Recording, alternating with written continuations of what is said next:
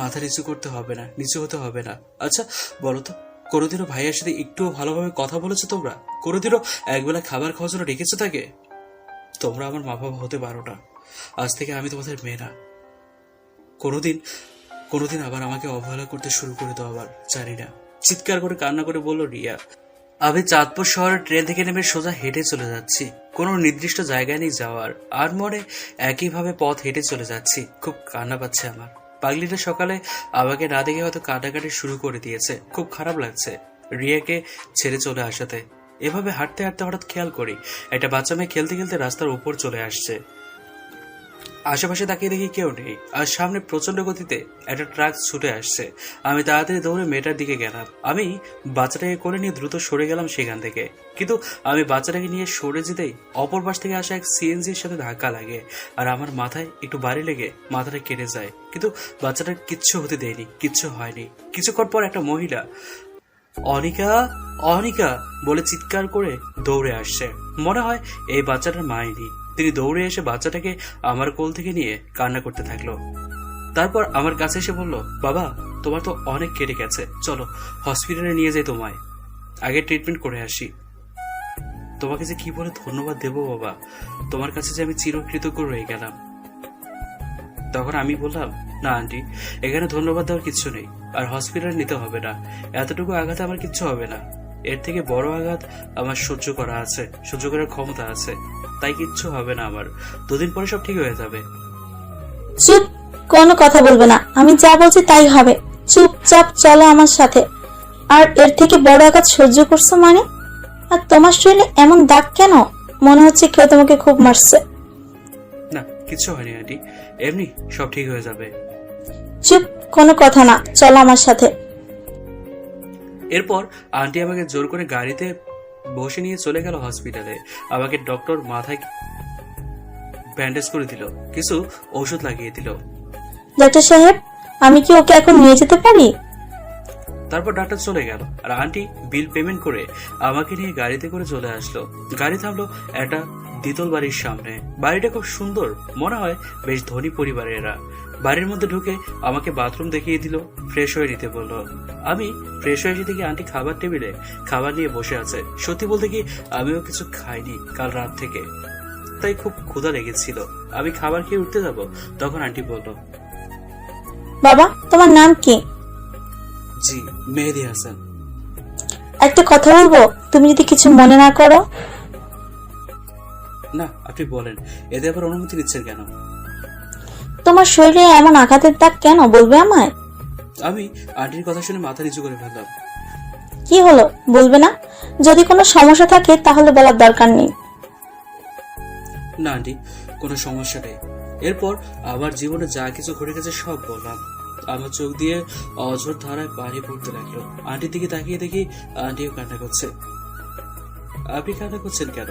আমার জীবনটাই এরকম, সবই আমার কপালে লিখন আন্টি। তুমি এই বয়সে এত অত্যাচার আর এত অবহেলা সহ্য করছো? তোমার মা বাবা খুব অন্যায় করেছে তোমার সাথে। তোমার এখানে অন্যায় আছে কিনা না দেখে তোমার উপর এমন অত্যাচার কিভাবে করলো? মা বাবা যা করে সন্তানের ভালোর জন্যই করে, সবই আমার কপাল, এখানে কারো দোষ দেব না আমি। তোমার মতো ছেলে পাওয়া ভাগ্যের ব্যাপার। তা বলো, এখানে কার বাড়ি উঠেছ? এখানে কোনো আত্মীয় আছে? না, কেউ নেই এখানে। থাকবো কোথাও রাস্তায়, এমনি। আর জীবন রেখে কি হবে? যদি চলে না আসতাম বাড়ি থেকে, তাহলে হয়তো এতক্ষণ আমি মরে পড়ে থাকতাম রুমে। চুপ, একদম চুপ। আর কোনোদিন মরার কথা বলবে না। আর তুমি আজ থেকে এ বাড়িতে থাকবে, আর আমাকে মা বলে ডাকবে। আর অনিকা আজ থেকে তোমার বোন। রিয়াকে যেভাবে ভালোবাসতে সেভাবে অনিকাকেও ভালোবাসবে। কিন্তু কিভাবে? কোনো কিন্তু না। তুমি আজ থেকে এ বাড়িতে থাকবে, আর তুমি আবার পড়াশোনা করবে। এরপর আন্টি আমাকে একটা রুম দেখিয়ে দিল। আমি রুমে এসে শুয়ে আছি। কিছুক্ষণ পর আন্টির পিচ্ছি মেয়েটা অনিকা আসলো রুমে। আস্তে হেঁটে বিছানায় উঠে আমার পেটের উপর বসে পড়ল, আর আমাকে বলল, অনিকের কথা শুনে রিয়ার কথা মনে পড়ে গেল। চোখ দিয়ে পানি ঝরতে লাগলো। ভাইয়া কি হলো, তুমি কাঁদছো কেন? আম্মু বলল যে তুমি আমার ভালো ভাইয়া, তাহলে তুমি কান্না কেন করছো? না রে আপু, কান্না করছি না। আমি তো তোমার ভালো ভাইয়া, তাই আর কান্না করবো না। গালে একটা পাপ্পি দিয়ে এরপর অনিকা আমার পাশে শুয়ে পড়লো। শরীর ক্লান্ত থাকায় আমি ঘুমিয়ে পড়লাম। হঠাৎ করেই নাকে কিছু সুরসুরি কারণে ঘুমটা ভেঙে গেল। তাকিয়ে দেখি অনিকা আমার দিকে তাকিয়ে হাসছে। অনিকা একদম রিয়ার মতো করে হাসে। খুব মনে পড়ছে পাগড়িটার কথা। এরপর অনিকার সাথে একটু দুষ্টুমি করলাম। কিছুক্ষণ পর আন্টি রাতের খাবারের জন্য ডাক দিল। আমি অনিকাকে করে নিয়ে খাবার টেবিলে গেলাম। আচ্ছা আন্টি, আঙ্কেলকে তো দেখছি না, কোথা থাকে আঙ্কেল? আর একবার আন্টি বললে কিন্তু যেখান থেকে নিয়ে এসেছিলাম সেইখানে দিয়ে আসবো। আর অনিকার বাবা পুলিশের চাকরি করেন, ফোন দিয়েছি, এখনই চলে আসবে। আর হবে না মা। এরপর খাবার খেতে লাগলাম আর মা আমাকে খাবার বেড়ে দিচ্ছে। হঠাৎ করে মায়ের কথা মনে পড়ে গেল। আমি খাবার খাওয়া বন্ধ করে দিয়ে খাবারের দিকে এক দৃষ্টিতে তাকিয়ে আছি। কি হলো, খাবার খাচ্ছ না কেন?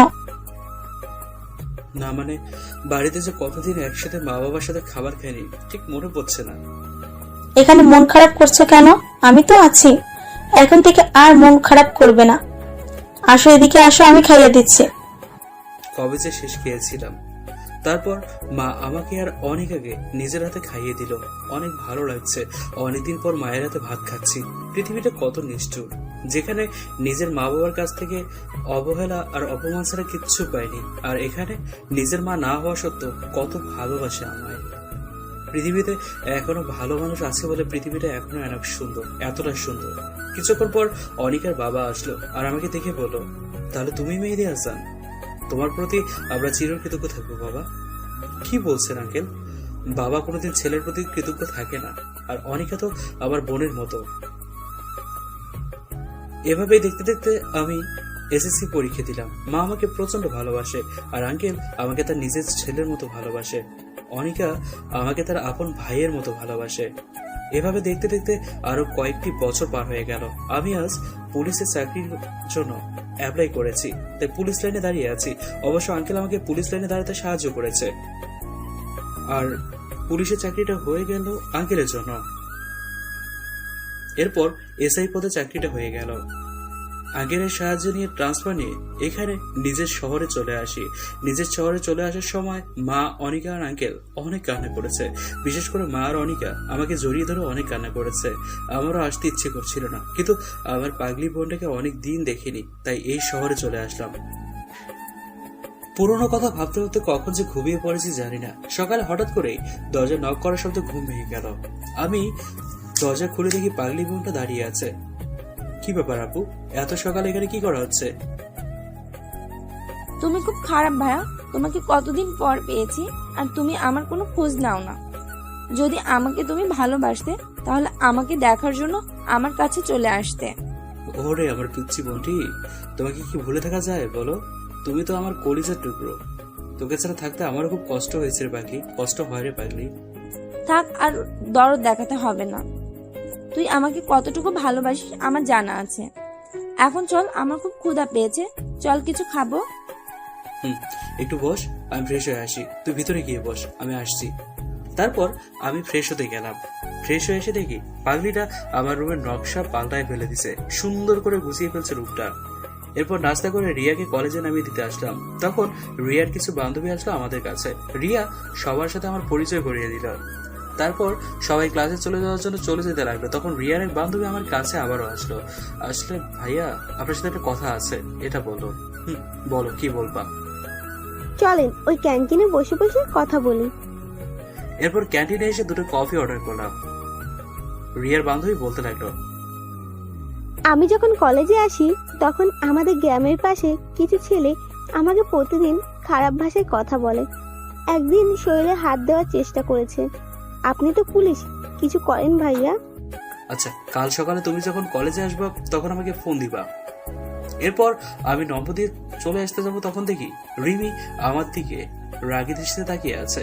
আমি রিমিকে পাশ কাটিয়ে চলে আসতে যাবো, তখন রিমি বলল, কি ব্যাপার, তুমি ওই মেয়ের সাথে এতক্ষণ কি কথা বলছিলা? আর তুমি ওর নাম্বার কেন দিলা? আমি যার সাথে কথা বলি না কেন তাতে আপনার কি? আমার ইচ্ছে যার সাথে কথা বলবো। দাদা আপনার কি? আমি তো কিছুই বুঝতে পারছি না।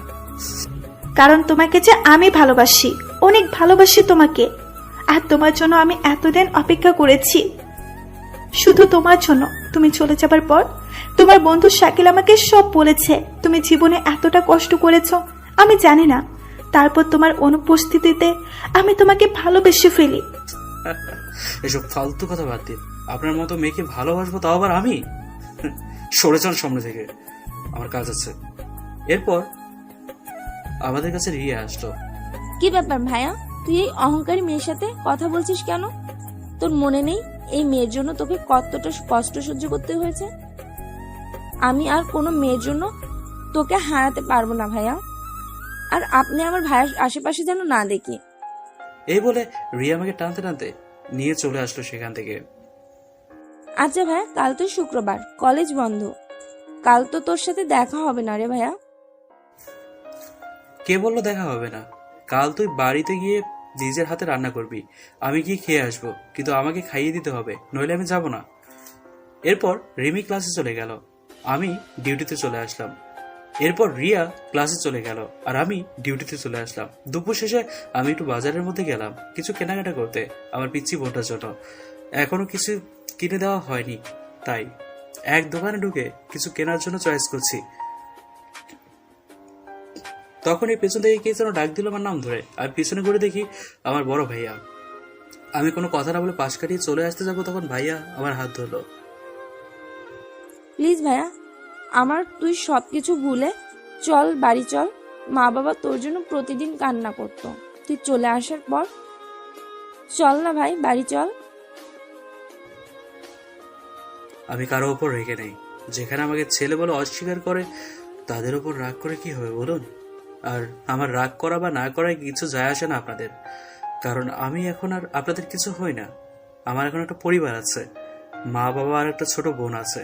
তাদের সাথে আমার কোনো রক্তের সম্পর্ক নেই, কিন্তু তারা আমাকে নিজের সন্তানের চাইতেও বেশি ভালোবাসে। আমার কোনো বাড়ি নেই, আর যে বাড়িতে যেতে বলছেন সেখানে অপমান, অত্যাচার আর অবহেলা ছাড়া কিচ্ছু নেই।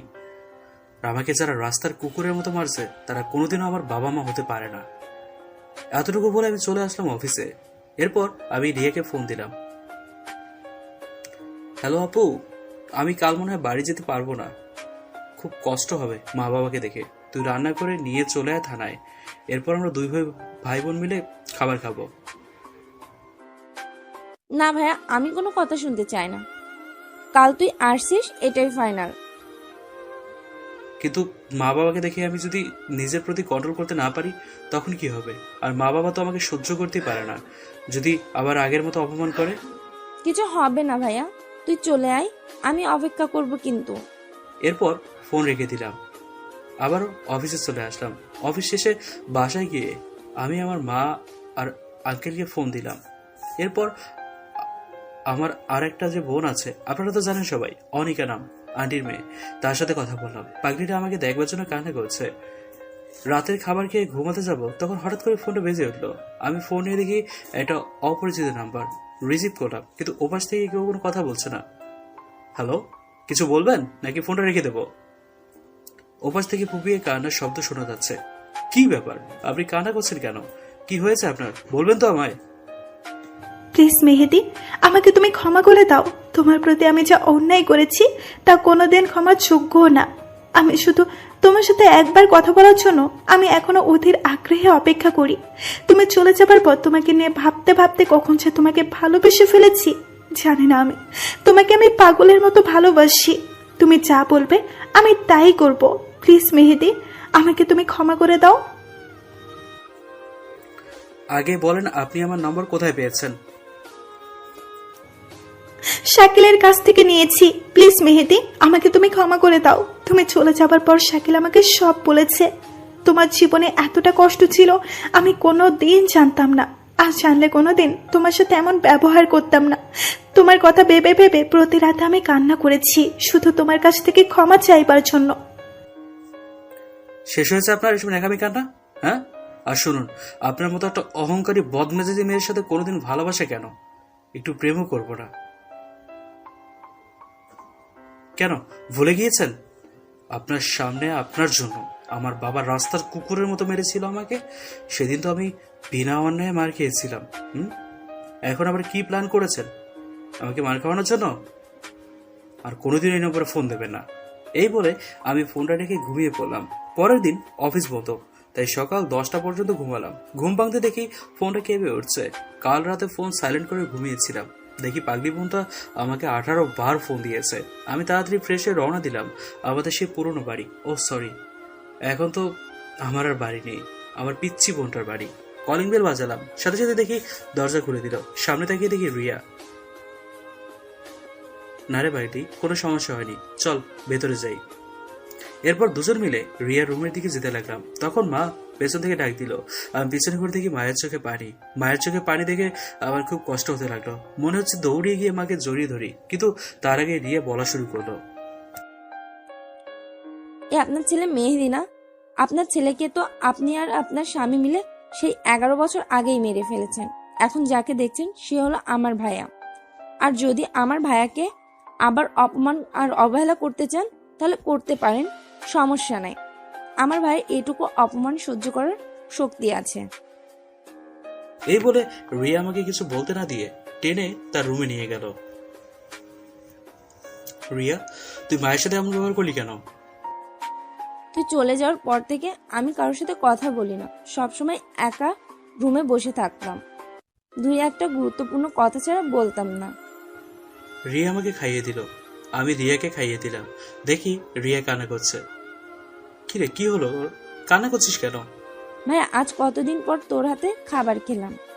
তুই যদি আমাকে রেখে কোনোদিন চলে যাস তাহলে আমি বলে দিলাম তোর পাগলি বোনটাকে তুই চিরদিনের জন্য হারিয়ে ফেলবি। চুপ পাগলি, এ কথা আর বলবি না। আমার কলিজার টুকরাকে রেখে আমি আর কোনো জায়গায় যাব না। আসার সময় মার্কেট থেকে কিছু কেনাকাটা করেছিলাম, সেগুলো রিয়াকে দিয়ে চলে আসতে যাব। তখন আমার সামনে আমার মা চলে আসলো আবার। বাবা, আমাকে একবার মা বলে ডাকবি না? এতটা অভিমান আমাদের উপর যে একবার আমার সাথে কথা বলবি না? আমাদের তুই ক্ষমা করে দে বাবা, তোকে ছাড়া যে আমরা ভালো নেই। মায়ের চোখে পানি দেখে আমার বুকের ভিতরে কেউ যেন আগুন জ্বালায় দিছে। খুব কষ্ট হচ্ছে মায়ের কান্না দেখে, কিন্তু কোনো এক চাপা অভিমানের কারণে আমি কিছু মেনে নিতে পারছি না। তোমরা কেন ভাবছিস সব দোষ তো আমার কপালের? তোমরা কেন নিজেদেরকে দোষী ভাবছো? আর যখন আমি তোমাদের কাছ থেকে একটু আদর ভালোবাসা পাওয়ার জন্য প্রতিটা মুহূর্ত তোমাদের কাছে ছুটে গেছি, তোমরা ততবারই আমার সাথে কুকুরের মতো আচরণ করেছো। শুধু তো একটু ভালোবাসাই চেয়েছিলাম আমি, কিন্তু আমার অপরাধ ছিল যে তোমরা আমাকে সহ্যই করতে পারতে না। এখন আর তোমাদের ভালোবাসার কোনো দরকার নেই। আমার সাথে যার কোনো রক্তের সম্পর্ক নেই তারা আমাকে নিজের সন্তানের চাইতেও বেশি ভালোবেসেছে, নিজের সন্তানের মতো আদর যত্ন করেছে। আর কোনোদিন এ বাড়িতে আসবো না। এবার ভুল করে চলে এসেছি, মাফ করে দেন এবারের মতো। এই বলে কান্না করতে করতে বাইরে চলে আসলাম। হঠাৎ করে আবার সেজো আম্মুর কথা মনে পড়ে গেল। আমি বাইকটা একপাশে রেখে সেজো আম্মুর কাছে গেলাম। সেজো আম্মু আমাকে দেখে অনেক খুশি হয়েছে, আমাকে দেখে জড়িয়ে ধরে কান্না করে দিল। কারণ সেজো আম্মুর কোনো সন্তান নেই, তাই আমাকে খুব ভালোবাসতেন তিনি। এরপর কিছুক্ষণ কথা বলে চলে আসলাম। এরপর বাসায় চলে আসলাম। আর আজকের সব ঘটনা আমার মা মানে আন্টিকে সব ফোনে বলে দিলাম। আন্টি আমাকে রীতিমতো বকা শুরু করে দিয়েছে, কেন আমি মায়ের সাথে খারাপ ব্যবহার করলাম। কি করবো মা, আমার মনের ভিতর যে অনেক অভিমান জমে আছে তাদের জন্য। আমি চাইলেও তাদের কাছে ফিরে যেতে ইচ্ছে করে না। পুরোনো কথা মনে পড়লে যে আমার ভীষণ রাগ হয় মা। তোমার মনের অবস্থাটা আমি বুঝতে পারছি বাবা, কিন্তু তারা তো তোমার আপন বাবা মা, তারা তো তোমার পরিবার, তুমি তাদেরকে কষ্ট দিও না। না মা, তারা আমার কেউ হয় না। আমার পরিবার শুধু তোমরা, তারা আমার কোনো আপনজন নয়। শুধু আমার কলিজার টুকরো রিয়া আমার আপনজন, আর তোমরা তাছাড়া আর কেউ না। তুমি আমার মা, তাছাড়া আর কেউ আমার মা হতে পারে না। ঠিক আছে বাবা, পাগল ছেলে একটা, এখন রাখছি। তুই ঠিক মতো নিজের খেয়াল রাখিস বাবা। আজ অফিস বন্ধ, তাই আমার প্রিয় বন্ধু শাকিলকে ফোন দিয়ে আসতে বললাম। অনেকদিন আড্ডা দেওয়া হয়নি, তাই আড্ডা দিতে চলে গেলাম আমাদের পুরনো জায়গায়। দোস্ত, তুই যাই বলিস, তুই চলে যাওয়ার পর রিমি প্রায় প্রতিদিন আমার কাছে শুনতো যে তুই কোথায় আছিস, কবে আসবি। আর আমার সামনে কান্না করতো প্রতিদিন। আর রিমি এই পর্যন্ত বিয়ে করিনি। অনেক ভালো ভালো জায়গা থেকে সম্বন্ধ এসেছিল, কিন্তু রিমি রাজি হয়নি। মেয়েটা তোকে সত্যি অনেক ভালোবাসি রে। দেখ দোস্ত, তুই ভালো করে জানিস 11 বছর আগে সেই কথা। শুধু এই মেয়ের একটু জেদের কারণে বাবা আমাকে রাস্তার কুকুরের মতো পিটালো। এই বদমেজাজি মেয়ের জন্য আমার জীবন থেকে 11টা বছর হারিয়ে গেছে। 11টা বছর আমার পিচ্ছি বন্ধু কষ্ট পেয়েছে। তারপরও তুই কেন ওই মেয়ের কথা বলছিস? সে তো আর জানতাম না যে তার জীবনে এমন কিছু চলছে যা তুই অপমান আর অবহেলায় জড়িয়ে আছে তোর জীবন। যদি সে জানতো তো জীবনটা এমন কষ্টময়, তাহলে কোনোদিনও তোর সাথে বাজে ব্যবহার করতো না। আমি সেই দিন বলেছিলাম তোর জীবনের কথাগুলো। সেই দিন রিমি অনেক কান্না করেছিল আর তোকে শুধু খুঁজে বেড়াইছিল। দোস্ত, এসব কথা বাদ দে। এখন আমার মুড ভালো আছে। প্লিজ ওই মেয়ের কথা বলে আমার মুডটা নষ্ট করে দিস না, নষ্ট করিস না। ঠিক আছে, তোর লাইফ, তোর ডিসিশন। তো লেখাপড়া করে বসে আছিস কেন? কোনো চাকরি কর। জানি। আচ্ছা, তোর একটা চাকরির ব্যবস্থা করছি। তো সব সার্টিফিকেট গুলো কাল দিয়ে যাস আমার কাছে। আর আমি গেলাম রে, বাই।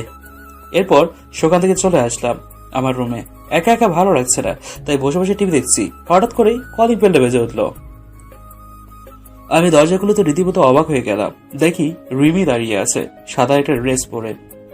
চোখের নিচে হালকা কালি পড়েছে, চুলগুলো এলোমেলো করা। অনেক সুন্দর আর মায়াবী লাগছে রিমিকে। মনে হচ্ছে সারা জীবন রিমিকে বুকের মধ্যে আগলিয়ে রাখি। কি ব্যাপার, আপনি এখানে কি করছেন? আরে রিমি আমাকে আর কিছু বলতে না দিয়ে আবার ঠোঁট দুটো নিজের ঠোঁটের সাথে মিলিয়ে দিল। টানা 2 মিনিট পর আমি রিমির কাছ থেকে নিজেকে ছাড়িয়ে নিলাম। এটা কি হলো? এটা পরপুরুষের সাথে পরপুরুষকে কিস করতে আপনার লজ্জা করে না?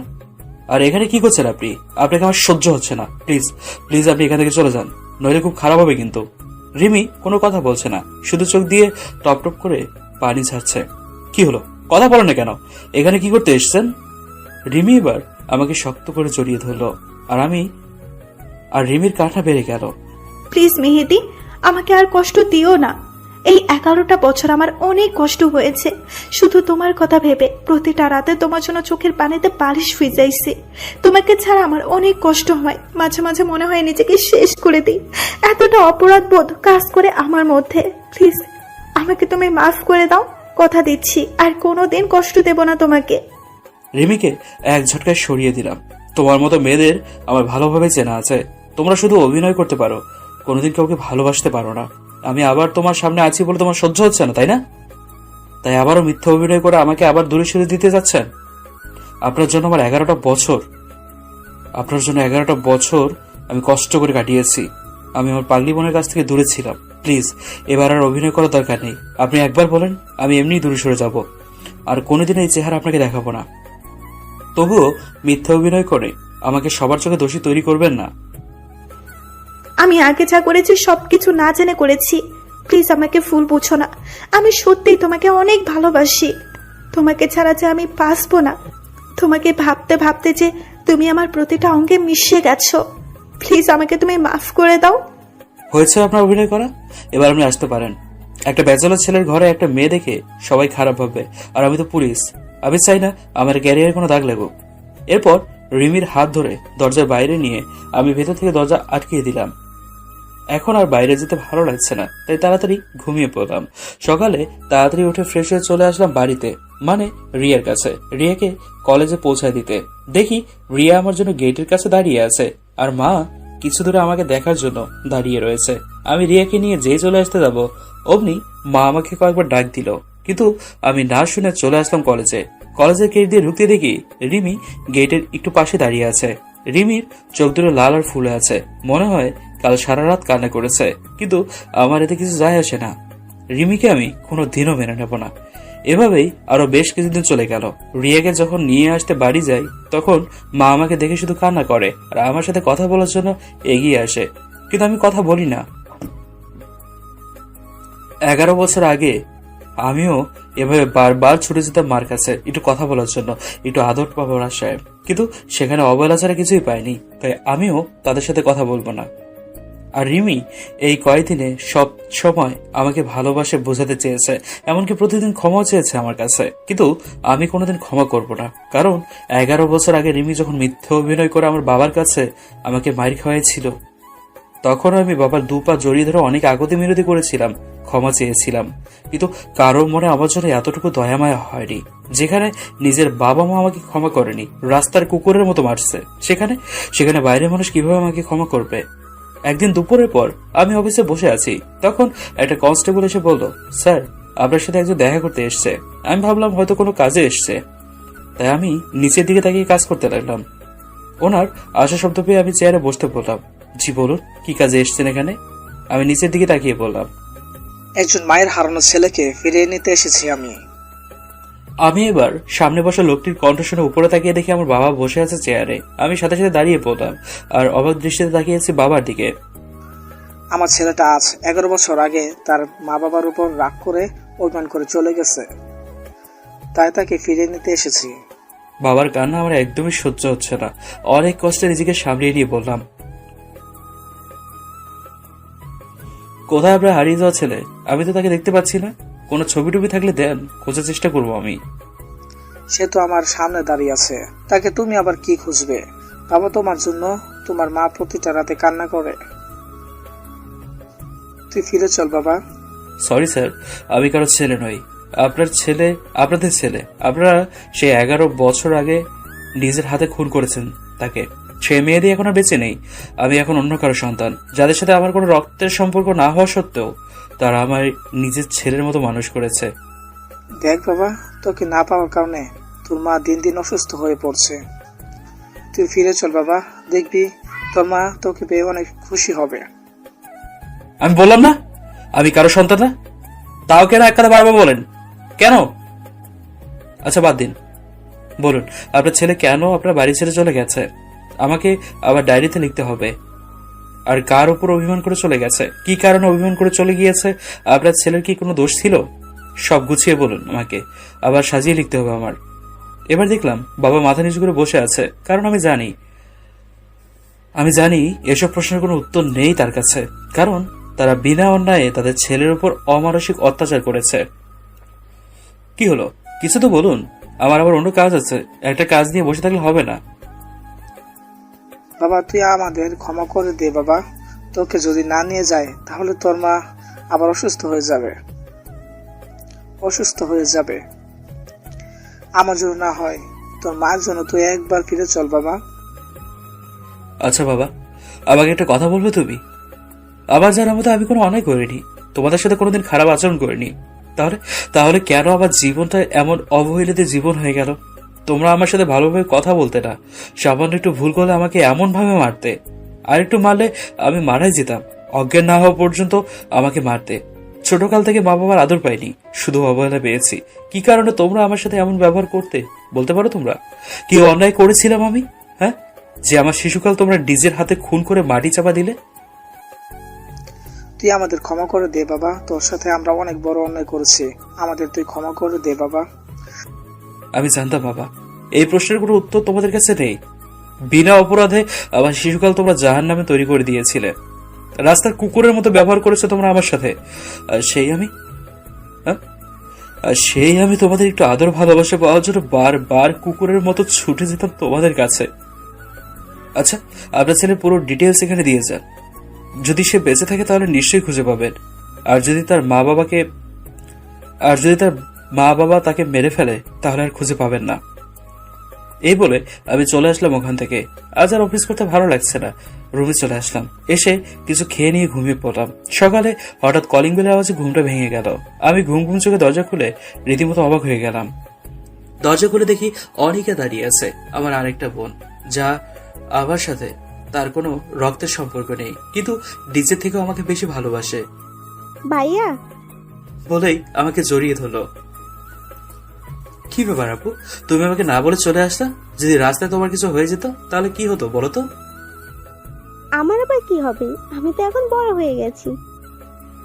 এমন পাগলামো আর কোনোদিনও করবে না, আমাকে বলবে আমি নিয়ে আসবো। জানি তো, সেই কবে এসেছো আর একদিনও আসলে না। কি রকম ভালোবাসা তা জানা হয়ে গেছে। দূর পাগলি, তোকে আমি অনেক ভালোবাসি রে, কিন্তু কাজের চাপে যাওয়া হয়নি। এখন বল, মা কেমন আছে? তার একমাত্র ছেলেকে ছাড়া কিভাবে ভালো থাকে বলো? জানি তো। চল ভিতরে চল, আগে ফ্রেশ হয়ে নে, তারপর বাইরে নাস্তা করতে বের হবো। এরপর ফ্রেশ হয়ে দুই ভাই বোন চলে আসলাম নাস্তা করতে। নাস্তা করে আমি আর অনিকা রিয়ার কলেজে চলে আসলাম। আমি আর অনিকা ক্যান্টিনে বসে রিয়ার জন্য অপেক্ষা করতে লাগলাম। কিছুক্ষণ পর রিয়া আসলো। ভাইয়া কখন এসেছিস তুই? আর সাথে এই মেয়েকে? এই তো এই মাত্র আসলাম। আর এই হচ্ছে আমার আরেকটা বোন। তুই যেমন আমাকে ভালোবাসিস, তেমনি এই পিচ্ছি পাগলিটাও আমাকে অনেক ভালোবাসে। ঠিক বুঝলাম না ভাইয়া, আমি ছাড়া তোর আবার বোন কোথা থেকে আসলো? এরপর আমি রিয়াকে সংক্ষেপে সবকিছু বললাম। রিয়া অনিকাকে আপু বলে জড়িয়ে ধরল। এরপর বেশ ভাব জমে গেল তাদের মধ্যে। আমি ভাবতে লাগলাম, এখন আমার সবকিছু আছে, দুটো পাগলি বোন আছে যারা নিজের থেকেও আমাকে বেশি ভালোবাসে, ভালো একটা চাকরি আছে, রক্তের সম্পর্ক না হওয়া সত্ত্বেও মা বাবা আছে।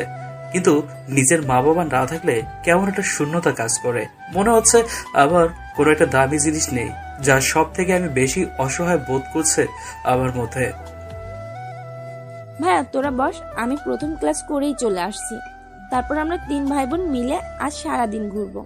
প্রথম ক্লাসটা মিস করা যাবে না, খুব জরুরি একটা ক্লাস। এরপর রিয়া চলে গেল। আমি অনিকা বসে বসে কফি পান করছি, হেসে হেসে কথা বলছি। একটু পাশে তাকাতে দেখি রিমি চোখ মুখ লাল করে আমাদের দিকে এগিয়ে আসছে। মনে হয় ভীষণ রেগে গেছে। আমি একটা মেয়ের সাথে বসে বসে কফি পান করছি, তাই রিমি শুধু আমাদের সামনে চলে আসলো আর রাগী কণ্ঠে বলতে লাগলো, কি হচ্ছে এখানে? এত হাসাহাসি হচ্ছে কেন? সোজা আমার কলার ধরে পড়লো। তোমাকে না বলছি কোনো মেয়ের সাথে কথা না বলতে, তাও কেন কথা বলছো? তাও আবার হেসে হেসে। এই মেয়ে, তোর কোনো লজ্জা শরম নেই একটা ছেলের সঙ্গে এভাবে হেসে হেসে কথা বলতে? ছেলে দেখলে গায়ে পড়তে ইচ্ছে করে না? হ্যাঁ, যত সব ফালতুমি কথা কর। বাবা শিক্ষা দেয়নি তোরে? কোন ছেলের সাথে কথা না বলতে? লুজ ক্যারেক্টার মেয়ে যত সব। আমি এবার রাগ সামলাতে পারলাম না। রিমির গালে কষে দুটো চড় মারলাম। কি সমস্যা কি তোমার? এভাবে আমার পিছনে লেগে আছো কেন? আর তুমি না জেনে শুনে কাউকে এভাবে দোষারোপ করছো কেন? আর আমি কার সাথে থাকবো আর কার সাথে কি বলবো না বলবো সেটা একান্তই আমার ব্যক্তিগত ব্যাপার, বুঝলে?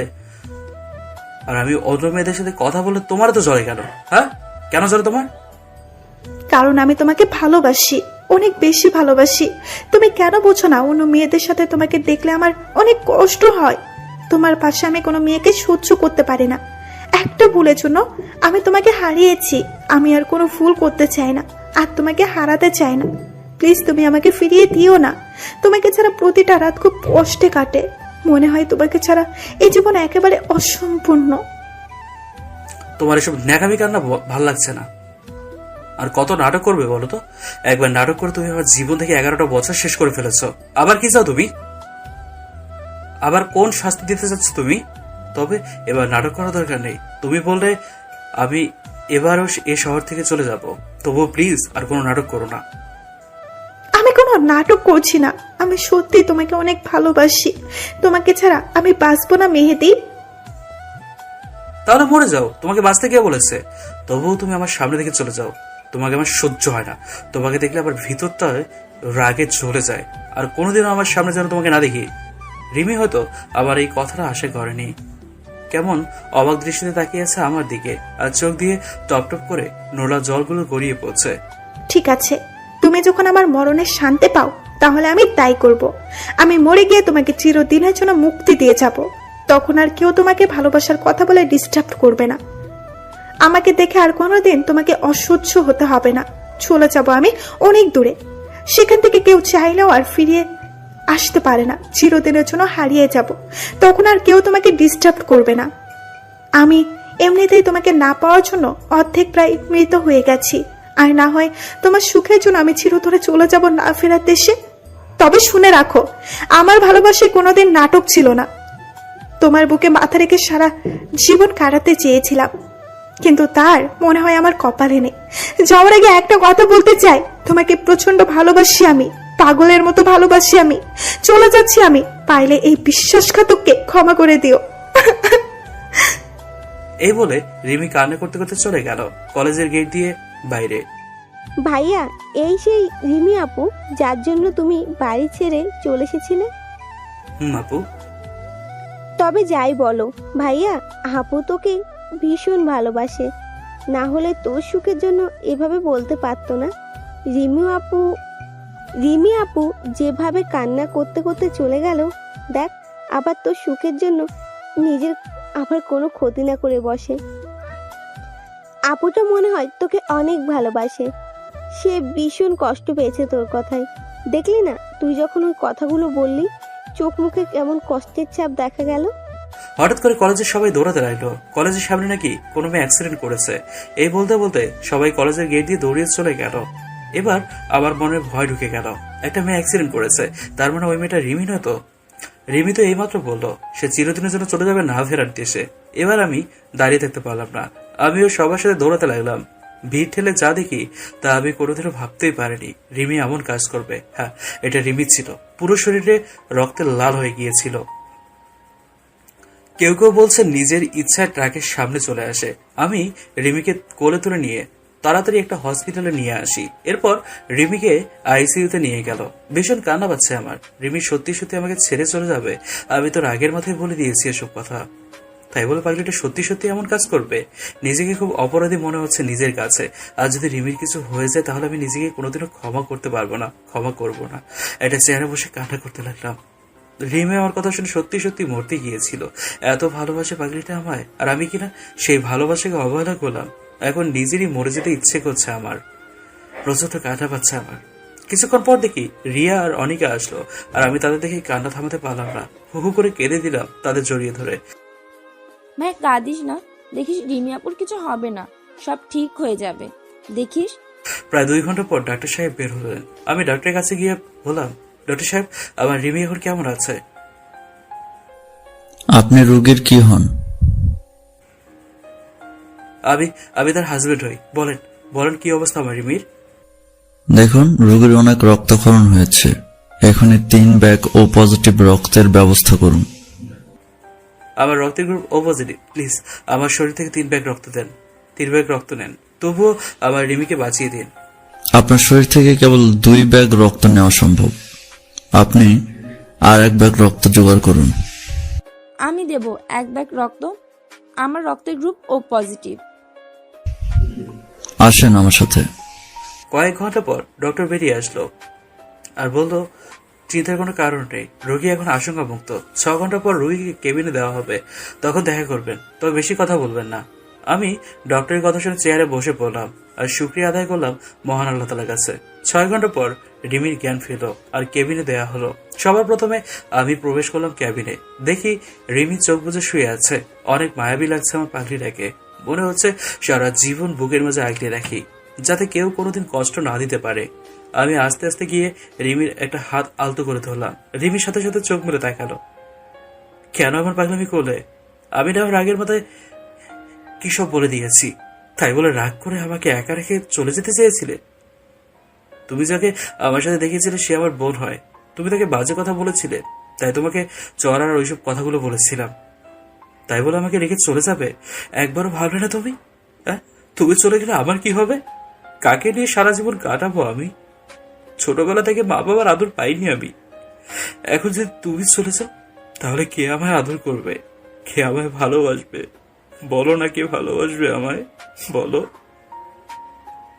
রিমি কোনো কথা বলছে না, শুধু চোখ দিয়ে পানি বের হচ্ছে। থাক, আর কাঁদতে হবে না। তোমাকে ছাড়া আমি আর কোথাও যাবো না, কথা দিচ্ছি। সারা জীবন পাগলিটাকে ভালোবাসবো। কিছুক্ষণ পর রিয়া আর অনিকা আসলো রুমে। রিমি আপু, আমাকে তুমি ক্ষমা করে দাও, তোমাকে আমি অনেক অপমান করেছি, ছোট বোন মনে করে এবারের মতো মাফ করে দাও। রিয়া আপু, তুমি অপু বলছো কাকে? এখন তো রিমি আমাদের ভাবি হয়, আর তুমি আপু বলছো? অনিকের কথা শুনেই সবাই হেসে দিলাম, আর রিমি লজ্জার চোখ বন্ধ করে নিয়েছে। তুমি রেস্ট নাও, আমি তোমার মা বাবাকে খবর দেই। এরপর রিয়া আর অনিকা আগে রুম থেকে বের হয়ে গেল। আমি রিমির কাছে গিয়ে রিমির কপালে একটা চুমু দিলাম আর শুয়ে থাকতে বললাম। বাইরে এসে প্রথমে অফিস থেকে 7 দিনের ছুটি নিলাম। এরপর রিমির মা বাবাকে খবর দিলাম। রিমির মা বাবা এসে রিমির সাথে দেখা করলো। আমার কাছে এসে আমার পরিচয় জানতে চাইলো। আমি পরিচয় দিলাম। এরপর রিমির বাবা আমার কাছে ক্ষমা চাইলো। আমি ক্ষমা করে দিলাম। এখন আপনারা ভাবছেন রিমির বাবাকে মাফ করলাম, কিন্তু কেন আমার মা বাবাকে মাফ করছি না? আরে রিমির বাবা তো কিছুই জানতো না। রিমি যা বলেছিল 11 বছর আগে তিনি সেটাই বলেছেন, কিন্তু আমার বাবা তো সব জানতেন, তবুও তারা আমাকে ছাড়েনি। এভাবে দেখতে দেখতে চলে গেল 7 দিন। রিমি এখন অনেকটাই সুস্থ, তাই সে বাসা চলে গেছে। আর এদিকে রিয়া আর অনিকা সবসময় একসাথে থাকে যেন নিজের আপন বোন। অনিকা এই 7 দিন রিয়ার সাথে বাসায় চলে যেত আর রিয়ার রুমে ঘুমাতো। আজ অনিকা চলে যাচ্ছে চাঁদপুর তার মা বাবার কাছে। পাগড়িটা যাওয়ার সময় আমাকে জড়িয়ে ধরে অনেক কান্না করছিল। এরপর তাকে বাসে উঠিয়ে দিলাম। এভাবে দেখতে দেখতে চলে গেল আরো 7টা দিন। রিমি এখন পুরোপুরি সুস্থ হয়ে গেছে। এই 7 দিনে আমি প্রায় সবসময় রিমির পাশে থাকতাম, তাকে খাইয়ে দিতাম, ওষুধ খাইয়ে দিতাম। আজ অফিস থেকে এসে ক্লান্ত শরীর নিয়ে বিছানায় যেই শুয়ে পড়লাম, তখনই হঠাৎ করে কলিং বেলটা বেজে উঠলো। আমি দরজা খুলে দেখি রিমি দাঁড়িয়ে আছে আর একটা শাড়ি পরে এসছে, কালো শাড়ি। খুব সুন্দর লাগছে রিমিকে। রিমির হাতে দেখি একটা টিফিন বাটি। রিমি আমাকে সরিয়ে দিয়ে ভিতরে ঢুকে পড়লো আর টিফিন বাটিটা খুলতে লাগলো। এরপর রিমি আমাকে সুন্দর করে খাইয়ে দিল। আমি রিমিকে খাইয়ে দিলাম। আচ্ছা, এত রাতে তুমি একা এসছো, ভয় করেনি তোমার? চলে গেছে মানে? তুমি ফিরে যাবে কার সাথে? চলো আমি তোমাকে বাড়ি পৌঁছে দিয়ে আসি। না, যাবো না, আজ তোমার সাথে থাকবো। কি পাগল হলো নাকি? একটা ব্যাচেলার সাথে রাত থাকবো, তোমার ভয় করে না? ভয় করবে কেন? আমি অন্য পুরুষের সাথে থাকছি নাকি? আমি তো আমার বরের সাথে থাকবো। না, এটা সম্ভব না। তুমি বাড়ি যাবে, এটাই ফাইনাল, ওকে? আর যেদিন আমি তোমার বর হবো সেদিন যত খুশি থেকো। এখন যাও, বাড়ি যাও। না, আমি যাবো না। আমি এখানে তোমার সাথে থাকবো, মানে থাকবো। যদি তুমি আমাকে বাড়ি পাঠিয়ে দাও, তাহলে কিন্তু আমি আবার রাস্তার মাঝখানে গিয়ে দাঁড়িয়ে থাকবো। আমি রিমির কথা শুনে রিমিকে জড়িয়ে ধরলাম চুপচাপ। আর একবার এই কথা বললে আমি তোমাকে মেরেই ফেলবো। চলো, তবে মাঝখানে কোলবালিশ থাকবে। ঠিক আছে, চলো, তাই হবে। মনে মনে বললো, কোলবালিশ কেন, এটা কাপড়ও থাকবে না আমাদের মাঝখানে। তারপর মাঝখানে বালিশ রেখে দুজন দুই দিকে ফিরে শুয়ে পড়লাম। কিছুক্ষণ পর দেখি রিমি কোলবালিশ ফেলে দিল আর আমাকে কাছে টেনে জড়িয়ে ধরলো। আমার বুকে মাথা গুজে শুয়ে থাকলো। মনে হচ্ছে আমার বুকের মধ্যে ঢুকে যাবে, এমন শক্তভাবে জড়িয়ে ধরলো। না রে পাগলি, কোনোদিন তোমাকে ছেড়ে চলে যাবো না। সারা জীবন এভাবে বুকের মাঝে রেখে দেবো জড়িয়ে ধরে। এরপর আমি রিমির কপালে একটা চুমু খেলাম আর রিমি মাথা উঁচু করে সোজা আবার ঠোঁটে ঠোঁট রাখলো। আমিও রিমির সাথে তাল মিলালাম। কিস করতে করতে রিমি কখন যে আমার উপরে উঠে গেছে টের পায়নি। প্রায় 6 মিনিট কিস করার পর রিমি আমাকে ছেড়ে দিল। রিমি এখন আমার শরীরের উপর শুয়ে আছে। এরপর রিমি আমার দিকে অনেকক্ষণ তাকিয়ে থাকলো। রিমি আমার কপালে, দু চোখে, দু গালে, নাকে, সব জায়গায় চুমু খেলো। এরপর আবার উপরে থাকা অবস্থায় আমাকে জড়িয়ে ধরে ঘুমিয়ে পড়ল। সকালে আমার আগে ঘুম ভাঙল। দেখি রিমি এখনো আমাকে শক্ত করে জড়িয়ে ধরে শুয়ে আছে। রিমির মুখটা খুব মায়াবী লাগছে। মনে হচ্ছে আস্তে আস্তে তার গভীর মায়াভরা চেহারাতে হাবুডুবু খেতে লাগলাম। হঠাৎ করেই চোখ গেল রিমির ঠোঁটের দিকে। ঠোঁটটা কেমন লাল হয়ে আছে। আমাকে ক্রমশ টানছে রিমির ঠোঁট দুটো। আমি আস্তে আস্তে আমার ঠোঁটটা রিমির ঠোঁটের কাছে নিয়ে আসলাম। এরপর রিমির ঠোঁটের সাথে আমার ঠোঁট চেপে ধরলাম। অন্যরকম ফিলিংস কাজ করছে আমার মধ্যে, কিন্তু নিজেকে কন্ট্রোল করে নিলাম। কিছুক্ষণ পর রিমিকে ছেড়ে দিলাম। রিমিকে ছেড়ে দিয়ে রিমির দিকে একদৃষ্টিতে তাকিয়ে আছি। মনে হচ্ছে রিমিকে এভাবে সারা জীবন দেখে যাই। আমি যখন রিমির দিকে তাকিয়ে আছি তখন হঠাৎ করে রিমি বলল, কি মিস্টার, এভাবে কেউ কিস করে? এখনই আমার নিঃশ্বাস বন্ধ হয়ে যাচ্ছিল, আর আমাকে না বলে তুমি আমাকে কিস করলে কেন? তাই? তাহলে তুমি শিখিয়ে দাও কিভাবে কিস করতে হয়। আর তোমাকে বলে কিস করতে হবে কেন? তুমি মানে আমি আর আমি মানেই তুমি, বুঝলে সুইটহার্ট? তাহলে আসো, কিভাবে কিস করতে হয় শিখিয়ে দেই তোমাকে। এই বলে রিমি আমার গলা জড়িয়ে ধরে আবার ঠোঁটের সাথে তার ঠোঁট মিলিয়ে দিয়ে আবার ঠোঁট চুষতে লাগলো। ভাই, কিস করা যে কি অন্যরকম এক অনুভূতি। যারা করেছেন শুধু তারাই বুঝবেন। আমি এখনো করি নাই ভাই, আমার এক্সপিরিয়েন্স নাই। আচ্ছা রিমি, তুমি এখানে কাল রাতে আমার সাথে থাকবে, তা তোমার বাবা জানতো? জানে, আর আমি বলেছিলাম আজ রাতে সবাই যাব না, তোমার জামাইয়ের সাথে থাকবো। তোমার বাবা কি বললো? কিছু বলেনি? তোমার বিয়ের আগেই জামাই? বাবা সব জানে যে আমি এতদিন বিয়ে করিনি শুধু তোমার জন্য, তাই বাবা কিচ্ছু বলেনি। আচ্ছা, আমি যদি কোনোদিন না আসতাম এই শহরে, তাহলে তুমি তখন কি করতে? সারা জীবন তোমার জন্য অপেক্ষা করতাম, যদি তুমি কোনোদিন ফিরে আসো সেই আশায়। আচ্ছা চলো, ফ্রেশ হয়ে নাও, আমাকে আবার অফিসে যেতে হবে। না, আমি উঠবো না। আজ সারাদিন তুমি আমাকে বুকে ঝুলিয়ে রাখবে। তোমাকে অনেক কষ্ট পেয়েছি, তোমাকে হারাতে চাই না, তাই আজ সারাদিন তোমার বুকে মাথা দিয়ে ঘুমিয়ে থাকবো। প্লিজ পাগলামি করো না, আমার অফিস মিস দেওয়া যাবে না। আর চলো, তোমাকে কলেজে নামিয়ে দিয়ে রিয়ার সাথে দেখা করে আমাকে অফিসে চলে আসবো। চলো। আমাকে ভালোবাসলে ঠিকই আমাকে সময় দিতে, কিন্তু আমার ভাগ্যটাই খারাপ। আসো, কাছে আসো, তোমাকে একটু আদর করে দেই। এই বলে রিমিকে জড়িয়ে ধরে রিমির কপালে একটা ভালোবাসার স্পর্শ এঁকে দিলাম। হয়েছে, এবার চলো, আমার আবার দেরি হয়ে যাবে। এই বলে আমি আর রিমি রিয়ার কলেজে চলে আসলাম। এসে দেখি রিয়া আগে থেকে চলে এসছে। রিয়া আমাদের কাছে আসলো। ভাইয়া, তুই ভাবিকে পেয়ে নিজের বোনকে ভুলে গেলি। যা, তোর সাথে আর কথাই নেই। তোকে কি করে ভুলে যাই বল? তুই যে আমার কলেজের টুকরো একমাত্র বোন, তোকে কি করে ভুলে যাই? জানি তো কি রকম ভালোবাসিস আমায়। এখন আর সেই ভালোবাসা পাবো না রে। কেন ভাবি না? আমি তো তোকে আগের মতো ভালোবাসি রে পাগলি। এখন থেকে অর্ধেক ভালোবাসা তুমি ভাবিকেই দেবে, আমি জানি। শোনো পাগলির কথা, তোমাদের ভাই বোনের ভালোবাসার ভাগ আমি নিতে আসবো না। আমার শুধু বরের ভালোবাসা পেলেই হবে। আরো কিছুক্ষণ কথা বলে আমি অফিসে চলে আসলাম। অফিসে বসে আছি, কিছু কাজ করছি মাথা নিচু করে। তখন হঠাৎ করে কেউ আমার নাম ধরে ডাকলো। আমি মাথা উঁচু করে দেখি মা বাবা আর ভাইয়া দাঁড়িয়ে আছে। কেমন আছিস বাবা তুই? অনেক ভালো আছি আমি, নিজের মতো নিজে থাকি।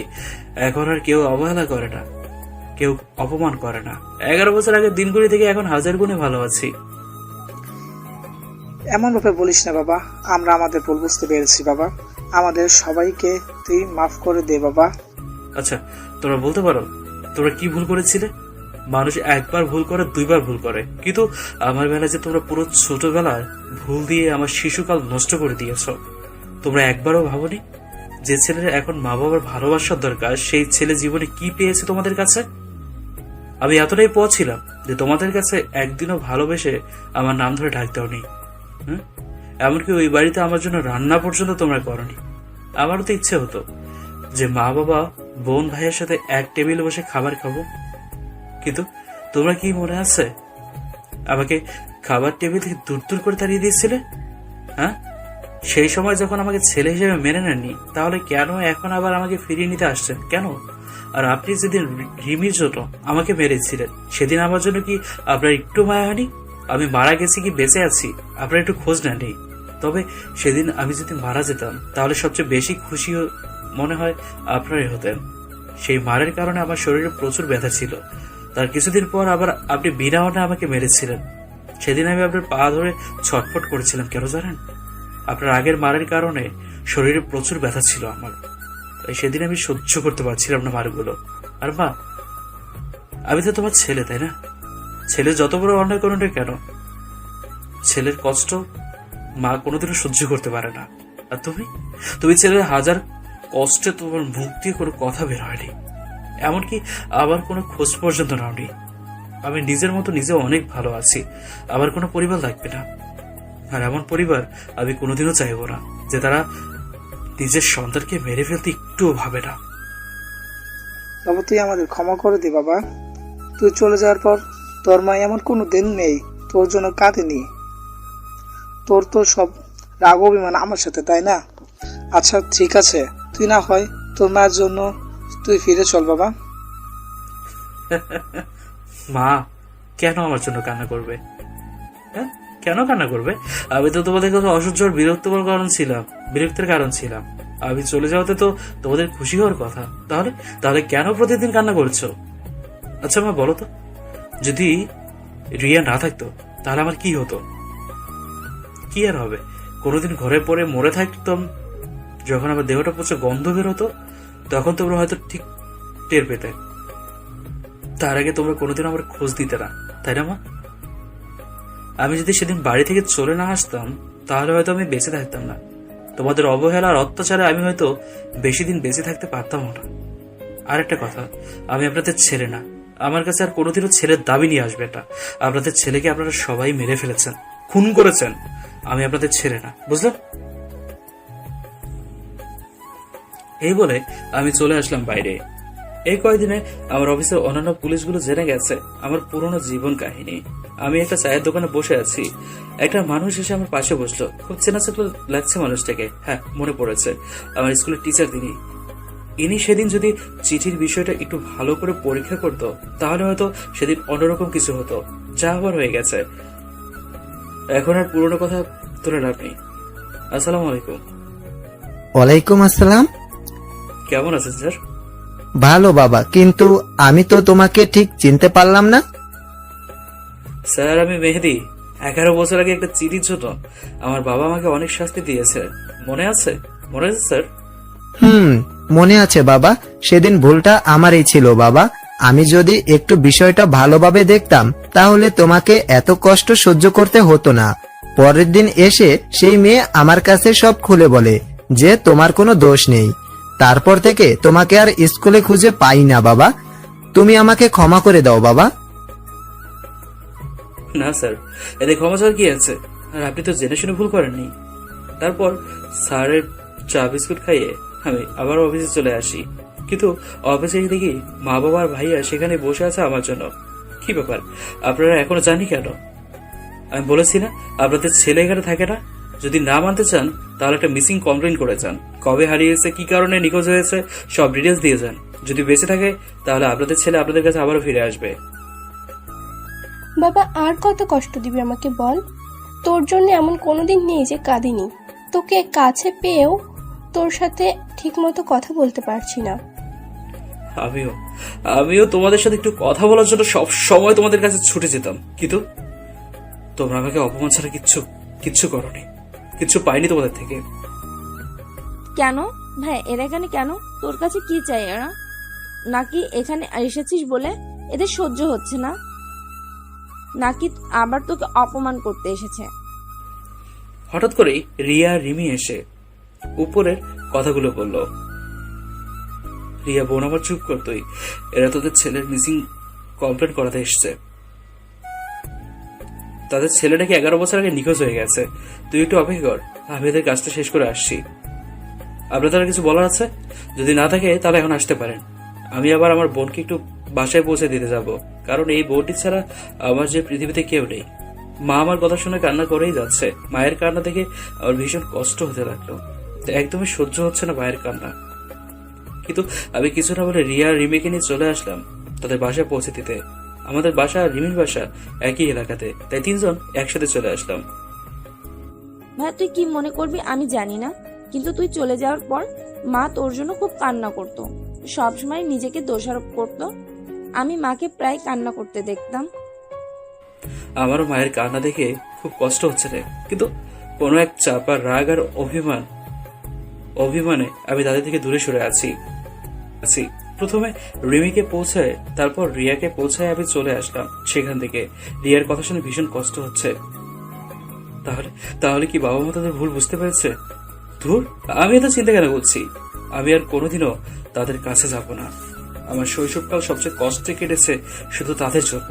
তারা ইচ্ছে করলে আমার জীবনটা সুন্দর হতো, কিন্তু তারা আমার সাথে অমানুষের মতো আচরণ করেছে। শুধু আমি আর কোনোদিনও তাদের কাছে যাব না। আমার শৈশবকাল সবচেয়ে কষ্টে কেটেছে শুধু তাদের জন্য।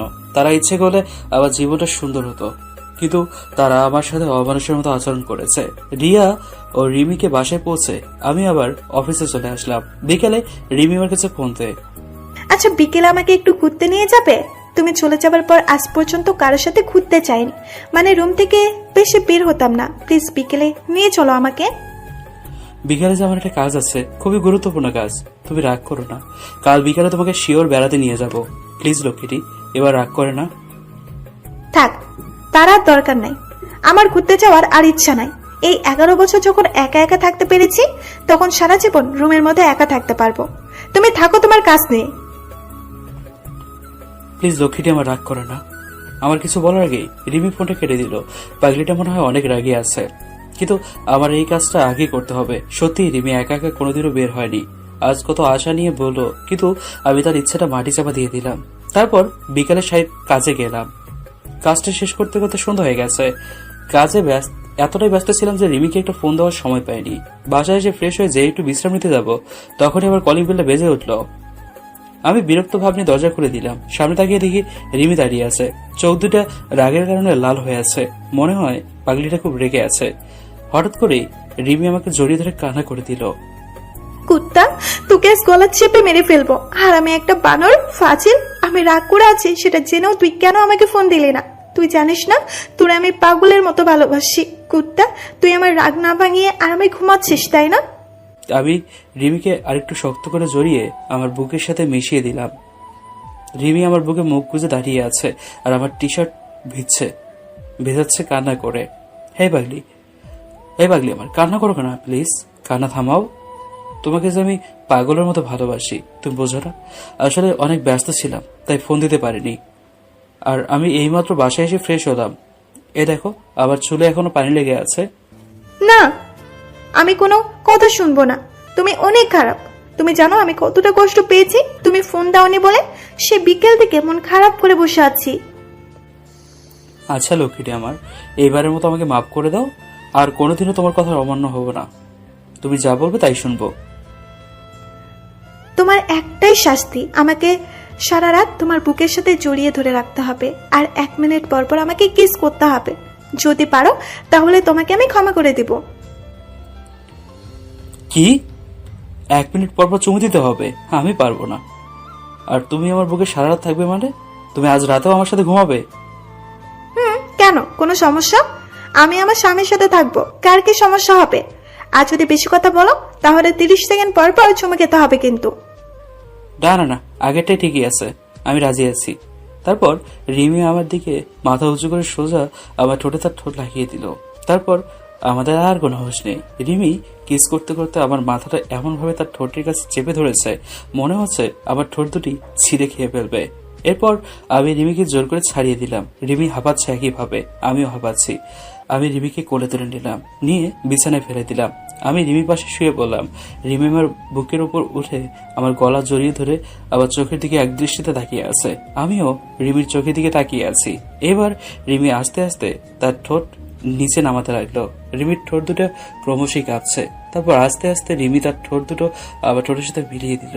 এভাবে কিছুক্ষণ চলার পরে আমি রিমিকে একজোরকে শাড়ি দিলাম। কি হলো, তুমি আমাকে সরিয়ে দিলে কেন? আগে আমাদের বিয়ে হবে, তারপর আমাদের মাঝে অন্য কিছু হবে। আর বিয়ের আগে এসব সব হারাম, জিনা হয়। তাহলে আমরা কবে বিয়ে করব জানো? খুব শীঘ্রই করবো সোনা, আর কিছুদিন যাক তারপর। তোমাকে ছাড়া যে আমার এক মুহূর্তে ভালো লাগে না, খুব ভালোবাসি যে তোমায়। কেন, আমি কি তোমাকে কম ভালোবাসি নাকি? আচ্ছা, এখন থেকে প্রতিদিন তোমাকে জড়িয়ে ধরে ঘুমিয়ে থাকবো। কি বলো, তুমি কি পাগল হলে নাকি? কেউ যদি দেখে ফেলে তাহলে তোমার মান সম্মান যাবে, সাথে আমারও যাবে। আর আমি আমার ক্যারিয়ারে কোনো দাগ লাগাতে চাই না। আচ্ছা ঠিক আছে, প্রতিদিন আসবো না, মাঝে মাঝে আসবো। আর এখন আমাকে শক্ত করে জড়িয়ে ধরে ঘুমাবে। যদি সকালে উঠে দেখি তুমি আমাকে ছেড়ে একা ঘুমিয়ে আছো, তাহলে তুমি শেষ, বুঝলা? এরপর আমি রিমিকে জড়িয়ে ধরে ঘুমিয়ে পড়লাম। সকালে কারো কাঁটার শব্দে ঘুম ভেঙে গেল আমার। আমি তাড়াতাড়ি ঘুম থেকে উঠে দেখি রিমি পাশে বসে কান্না করছে। কি হলো, তুমি কান্না করছো কেন? কি হয়েছে তোমার? আমি বারিশে কিভাবে আসলাম? তোমাকে না বলেছিলাম আমাকে ছেড়ে একা ঘুমালে তোমার অনেক বড় শাস্তি পেতে হবে? তো বলেন মহারানী, আমাকে কি শাস্তি দেবেন? এখন আমাকে 10 মিনিট জড়িয়ে ধরে রাখতে হবে আর 3 মিনিট কিস করতে হবে। কি আর করার, রিমির শাস্তি মাথা পেতে নিলাম, নইলে আবার যদি শাস্তি বাড়িয়ে দেয়। তারপর দুজনে ফ্রেশ হয়ে রিমি কলেজে চলে গেল, আর আমি আমার অফিসে চলে আসলাম। আজ আর কলেজে রিয়ার সাথে দেখা করতে যাইনি, কারণ আজ একটা মিশন আছে, তার জন্য যেতে পারিনি। আমার মিশন শেষ করে একটু রেস্ট নিচ্ছি, তখন ফোনটা বেজে উঠলো। তাকিয়ে দেখি আবার আরো একটা বোন অনিকা ফোন দিয়েছে। আমি কল রিসিভ করলাম। কিরে, এই অসহায় ভাইটাকে একদম ভুলেই গেছিস? কোনো খোঁজ খবর নিস না? ভাইয়া, তুই তাড়াতাড়ি চাঁদপুরে চলে আয়। আব্বু শরীর ভীষণ খারাপ, তোকে দেখতে চাইছে একবার। কি হয়েছে আব্বুর? আর তুই আগে কেন বলিসটি? আমি এখনই রওনা দিচ্ছি, তুই কোনো টেনশন করবি না, আমি এক্ষুনি আসছি। তারপর আমি অফিস থেকে ছুটি নিয়ে বাসায় এসে ড্রেস চেঞ্জ করে ফ্রেশ হয়ে বেরিয়ে পড়লাম চাঁদপুরের উদ্দেশ্যে। বাসে উঠে ভাবলাম একটু রিমিকে ফোন দিয়ে বিষয়টা বলে দিই, নইলে আবার টেনশন করবে। কিন্তু পকেটে হাত দিয়ে দেখি পকেটে ফোন নেই, মনে হয় বাসায় রেখে এসেছি। কিন্তু এখন কিছু করারও নেই, আমাকে যত তাড়াতাড়ি সম্ভব চাঁদপুরে পৌঁছাতে হবে। কিন্তু রিয়া আমাকে না পেলে খুব টেনশন করবে, আর রিয়া বা রিমির কোনো নম্বর আমার মুখস্থ নেই। রাত 3টার সময় চাঁদপুর পৌঁছালাম। বাসায় গিয়ে দেখি আঙ্কেল তার বিছানায় শুয়ে আছে, মুখে অক্সিজেন মাস্ক লাগানো। মা আর অনিকা আমাকে দেখে জড়িয়ে ধরে কান্না করে দিল। আমি তাদের শান্ত করে আঙ্কেলের কাছে গেলাম। আমি অফিস থেকে ছুটি নিয়েছি ঠিকই, কিন্তু কোথায় গেছি আর কি কারণে ছুটি নিয়েছি কেউই জানে না। সবাই হয়তো টেনশন করবে। আমি এভাবে আরো ওখানে 5 দিন থাকলাম। আঙ্কেল এখন একটু সুস্থ, তাই আমি চলে আসলাম নিজের শহর যশোরে। আস্তে আস্তে রাত হয়ে গেছে, আর এসে দেখি ফোনে চার্জ না থাকায় বন্ধ হয়ে গেছে। আমি ফোনটা চার্জ দিয়ে ঘুমিয়ে পড়লাম। সকালে হঠাৎ করে কলিং বেলের আওয়াজে ঘুম ভেঙে গেল। আমি ঘুম ঘুম চোখ নিয়ে দরজা খুলে দেখি রিয়া, রিমি, মা, বাবা, ভাইয়া, ভাবি আর শাকিল সবাই দাঁড়িয়ে আছে। দরজা খোলার সাথে সাথে রিয়া পাগলি বোনটা আমার শক্ত করে জড়িয়ে ধরলো আর চিৎকার করে কান্না করছে সে। ভাই কোথায় ছিলি তুই এই 6 দিন? জানিস তোকে না পেয়ে আমি কতটা কান্না করেছি। তুই ফোন রিসিভ করিস না, আবার পরের দিন ফোন বন্ধ বলছে। তুই জানিস কতটা টেনশন হয়েছিল আমার। আমি তো মনে করিস তুই আমাকে ছেড়ে আবার চলে গেছিস। ধুর পাগলি, তোকে ছেড়ে আমি কোথায় যাবো? আমি একটু চাঁদপুর গিয়েছিলাম, আঙ্কেলের শরীর খারাপ তাই, আর ফোনটা বাসায় ফেলে গিয়েছিলাম। মাত্র তো 6 দিন বাইরে ছিলাম, তাই এত কিছু। এবার সামনে তাকিয়ে দেখি মা কান্না করছে, আর বাবা আমাদের 2 ভাই বোনের ভালোবাসা দেখছে।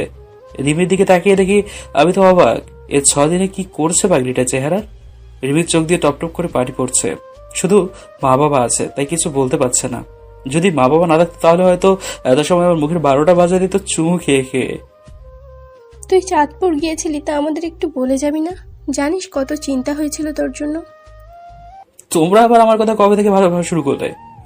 যে বাবা তার মায়ের সামনে নিজের পেটের সন্তানকে মারতে মারতে রক্ত বের করে দিচ্ছে, আবার মারতে মারতে অজ্ঞান করে ফেলছে, সেই মায়ের মুখে মায়া মমতা না দেখে একটা হাসি দেখেছি। সেই মা আবার আমার জন্য টেনশন করে, জানা ছিল না তো।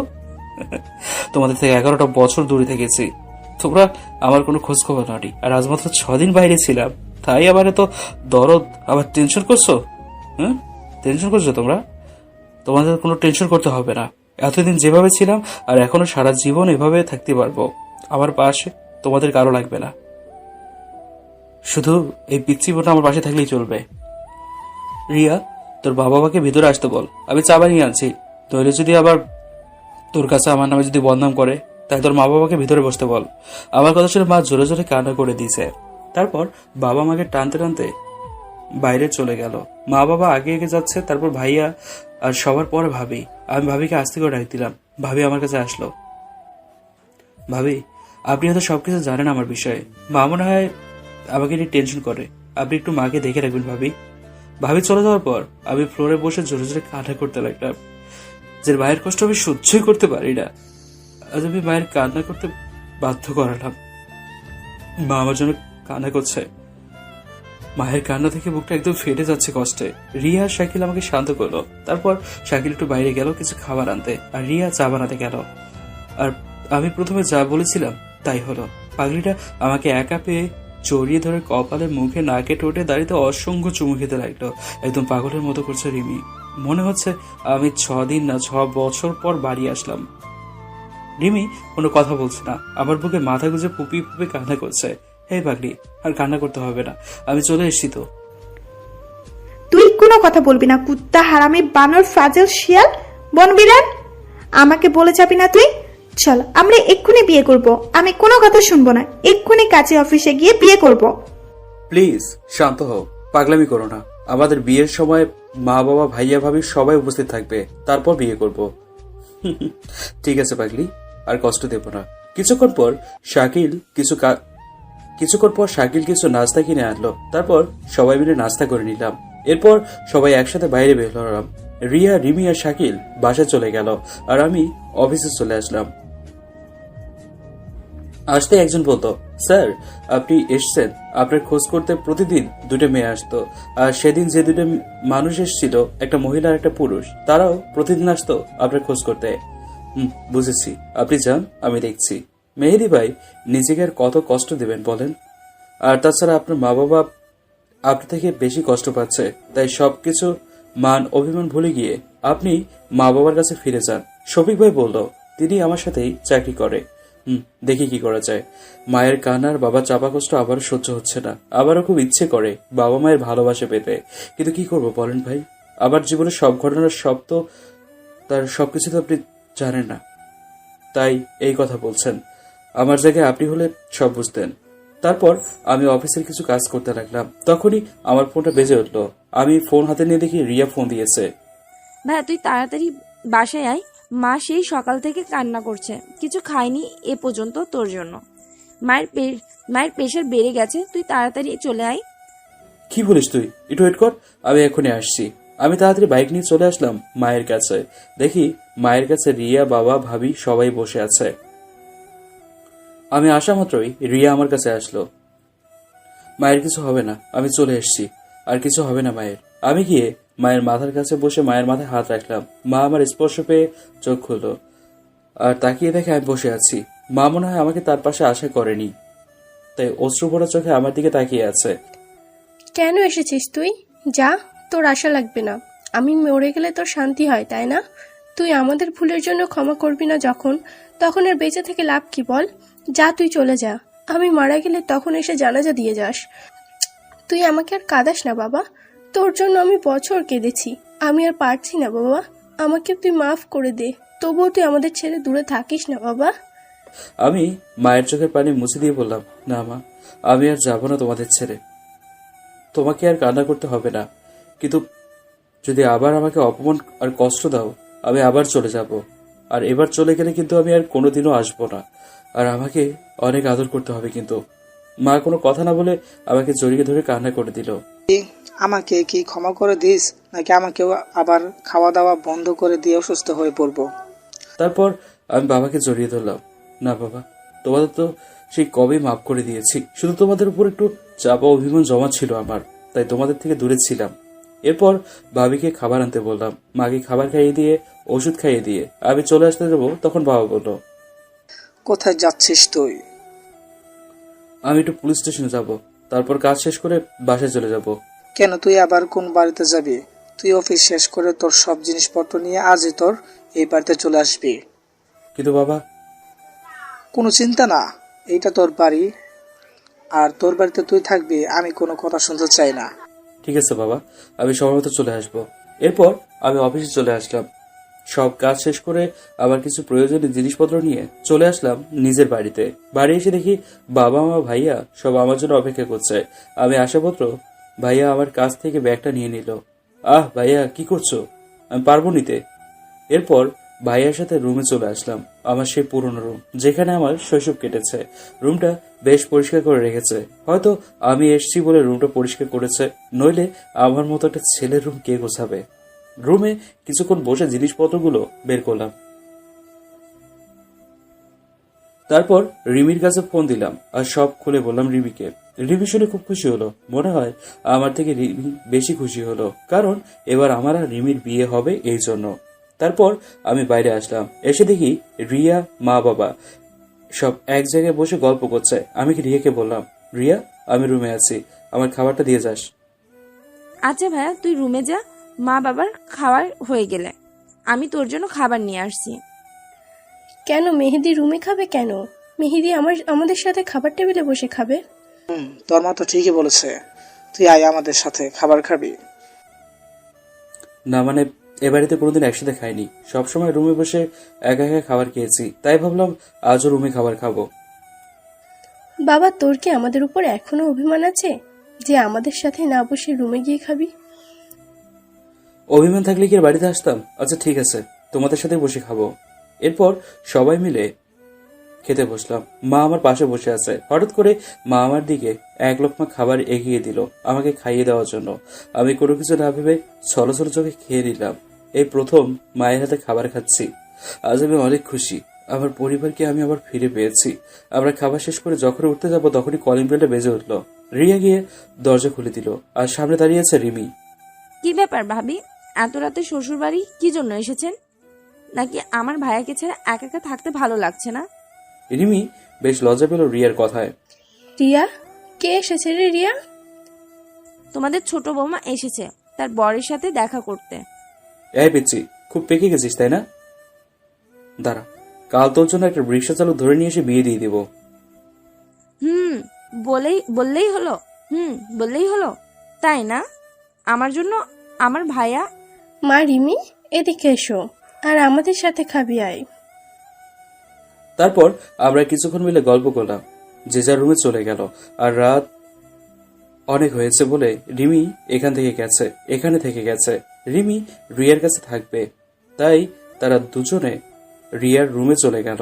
আমি রুমে এসে আমার আরেক মাকে ফোন দিলাম। চাঁদপুর বাড়ি আপনারা তো জানেনই, সব জানেন। তারপর মাকে সবকিছু খুলে বললাম। মা অনেক খুশি হলো আমার কথা শুনে, কিন্তু সাথে সাথে কান্না করে দিল। মা, তুমি কান্না করছো কেন? তুই তোর আসল মা বাবা পেয়ে গেছিস, এখন কি আর এই হতভাগা মাকে তোর মনে পড়বে? তুই আমার নিজের ছেলে না হলেও আমি তোকে নিজের ছেলের মতো মানুষ করেছি। আমাদের ভুলে যাবি না তো বাবা? মা কি বলছো সব? তোমাদের কেন ভুলে যাবো আমি? তোমরা না থাকলে হয়তো আমি এতদিনে মারাই যেতাম। তোমরাই তো একটা অসহায় ছেলেকে লালন পালন করে মানুষ করেছ। তোমাদের ভুলে গেলে যে আল্লাহ আমাকে কোনোদিনও ক্ষমা করবে না। তুমি একদম কান্না করবে না মা, আমি প্রতি 1 মাসে একবার করে তোমাদের ওখানে যাব। ঠিক আছে মা, এবার প্লিজ শান্ত হও প্লিজ। ঠিক আছে বাবা, আর কান্না করব না। তোর শরীরের যত্ন নিস, ঠিক আছে? এখন রাখছি। বাই। নিজের মা বাবা অপমান অবহেলা করে বাড়ি থেকে তাড়িয়ে দিল, আর যাদের সাথে আমার কোনো সম্পর্ক নেই তারা আমাকে নিজের সন্তানের মতো মানুষ করেছে। কোনোদিনও মা বাবার কষ্টটা বুঝতে দেয়নি। এসব ভাবছি আর চোখ দিয়ে 2 ফোঁটা নোনা জল গড়িয়ে পড়লো। হঠাৎ করেই দরজা খোলার শব্দ পেলাম কানে। মনে হলো কেউ আমার রুমে এসছে। রুমের লাইট বন্ধ ছিল, তাই হয়তো দেখা যাচ্ছে না। আমি চুপ করে চোখ বন্ধ করে শুয়ে আছি। আমার কাছে আসতেই তাকে আমি শক্ত করে দেয়ালের সাথে ঠেসে ধরলাম। তারপর লাইটটা অন করে দেখি রিমিকে দেয়ালের সাথে ঠেসে ধরায় রিমির হাতে বেশ খানিক ছুলে গেছে। আসলে আমাদের পুলিশ ট্রেনিংয়ে এভাবে ধরা শেখায়, আর আমি চোর মনে করে রিমির উপর তা প্রয়োগ করলাম। আমি রিমির দিকে তাকিয়ে দেখি রিমির হাতের ব্যথার কারণে চোখ দিয়ে পানি বের হলো। আবার মুহূর্তের মধ্যেই কেন যেন কষ্ট লাগলো রিমির চোখে পানি দেখে। আমি তাড়াতাড়ি গিয়ে রিমির হাত ধরে বিছানায় বসলাম। রিমিকে দেখে ভীষণ কষ্ট হচ্ছে আমার জন্য রিমির হাত কেটে গেছে। আমি রিমির চোখের পানি মুছে দিলাম, তারপর কাটা জায়গা পরিষ্কার করে দিলাম। রিমি, আমি বুঝতে পারিনি যে এটা তুমি হবে। সত্যি বলছি, জানলে আমি এমন ভাবে ধরতাম না। আমাকে মাফ করে দাও তুমি। না রে পাগল, তুমি কেন মাপ চাইছো? তুমি তো আর ইচ্ছে করে করনি। তবে একটা জিনিস করলে আমি তোমাকে মাফ করতে পারি। বলেন, কি করতে হবে আমাকে? তোমাকে ছাড়া আর রাতে ঘুম হয় না, কিচ্ছু ভালো লাগে না তোমাকে ছাড়া। তাই তো তোমার বাড়ি চলে আসলাম, তোমার বুকে ঘুমাবো বলে। তাই তুমি কালকে আমার বাড়ি বিয়ের প্রস্তাব নিয়ে যাবা। আমি কিচ্ছু শুনতে চাই না। আর যদি তুমি দেরি করবে ততদিন আমি এভাবে তোমার বাড়ি এসে তোমার বুকে মাথা দিয়ে ঘুমাবো। আচ্ছা ঠিক আছে, কালকেই আমি বাবাকে সব বলবো। ঠিক আছে, এখন যাও, রিয়া রুমে যাও। রিয়া টের পেলে আবার প্রবলেম হবে। না, আমি যাবো না। আমি এত দূর এসেছি রিয়ার কাছে ঘুমাতে নাকি? আমি এসেছি তোমার সাথে ঘুমাবো বলে। কিন্তু রিয়া যদি জেগে যায় তখন কি হবে? কিচ্ছু হবে না, কারণ রিয়া জানে আমি তোমার কাছে এসেছি। রিয়া কিছু বলেনি তোমায়? রিয়া তো তোমার রুম দেখিয়ে দিল আমাকে। তাহলে আর কি করা? আসো, কাছে আসো, আজ তোমাকে অনেক আদর করব। না, একদমই না। যা হবে সব বিয়ের পর, বুঝলে? বুঝলাম, কিন্তু তুমি আমাকে জড়িয়ে ধরলে নিজেকে কন্ট্রোল করতে কষ্ট হয়, খুব কষ্ট হয়। এই, একদম কোনো ফালতু কথা বলবে না, বুঝলে? তুমি শুধু আমাকে জড়িয়ে ধরে ঘুমাবে, তার বেশি কিছু করলে করে দেব। কি ডাকাত মেয়ে রে বাবা, নিজের স্বামীকে কেউ এসব কথা বলে? অবশ্য এই কাজ করলে আমার থেকে তুমি বেশি পস্তাবে। এরপর আমি আর রিমি দুজনকে শক্ত করে জড়িয়ে ধরে ঘুমিয়ে পড়লাম। সকালে দরজায় কেউ নক করলো, তাই তার শব্দে ঘুরে হয়ে গেল। আমি উঠতে যাব তখন দেখি রিমি আমাকে এখনো জড়িয়ে ধরে আছে। আমি রিমিকে ছাড়িয়ে নিলাম।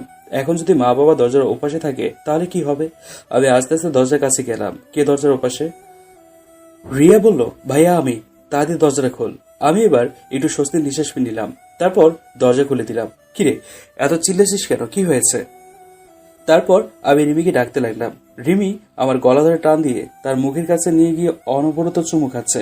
এটা দেখে রিয়া চুপি চুপি হাসছে। ওই, এখানে দাঁড়িয়ে কি দেখছিস? যা এখান থেকে।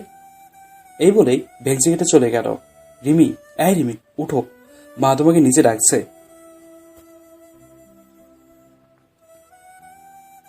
নিচে মা ডাকছে, ফ্রেশ হয়ে যাও, কি বলে শোনো। যাচ্ছি বলে আমার গালে একটা চুমু দিয়ে লাফাতে লাফাতে চলে গেল। পাগলি একটা, কত ভালোবাসে আমাকে, কোনো স্বার্থ ছাড়া আমাকে ভালোবাসে। তারপর রিমি নিচে চলে গেল মা বাবার সামনে। মা রিমি, শোন, আজকেই তোমার মা বাবাকে একবার আমাদের বাড়ি আসতে বলবে, ঠিক আছে? ঠিক আছে আঙ্কেল। আঙ্কেল কেন, বাবা বলবে। এরপর বিকেলে রিমির মা বাবা আসলো আমাদের বাসায়। আমার আর রিমির বিয়ে ঠিক হলো। সামনের শুক্রবার বিয়ে ঠিক করা হলো। আমাদের সব আত্মীয় স্বজনদের ইনভাইট করা হলো। আমি শুধু আমার মা, অনিকা আর আঙ্কেলকে ইনভাইট করলাম যেন বিয়ের আগে চলে আসে। রাতে শুয়ে শুয়ে একটু ফেসবুকিং করছি, তখনই আমার ফোনটা বেজে উঠলো। ফোন হাতে নিয়ে দেখি রিমি ফোন দিয়েছে। হ্যালো। এই তুমি কেমন প্রেমিক? সারাদিনে আমার কথা তোমার একবারও মনে পড়েনি? এমনকি সারাদিনে একবার ফোনও দাওনি? সরি বাবু, সারাদিন এত বিজি ছিলাম যে আমার একদমই মনে নেই। জানি কিরকম বিচি থাকো তুমি। শোনো, তুমি এখন আমাদের বাড়িতে আসবে। আসার সময় আমার জন্য আইসক্রিম আনবে, ঠিক আছে?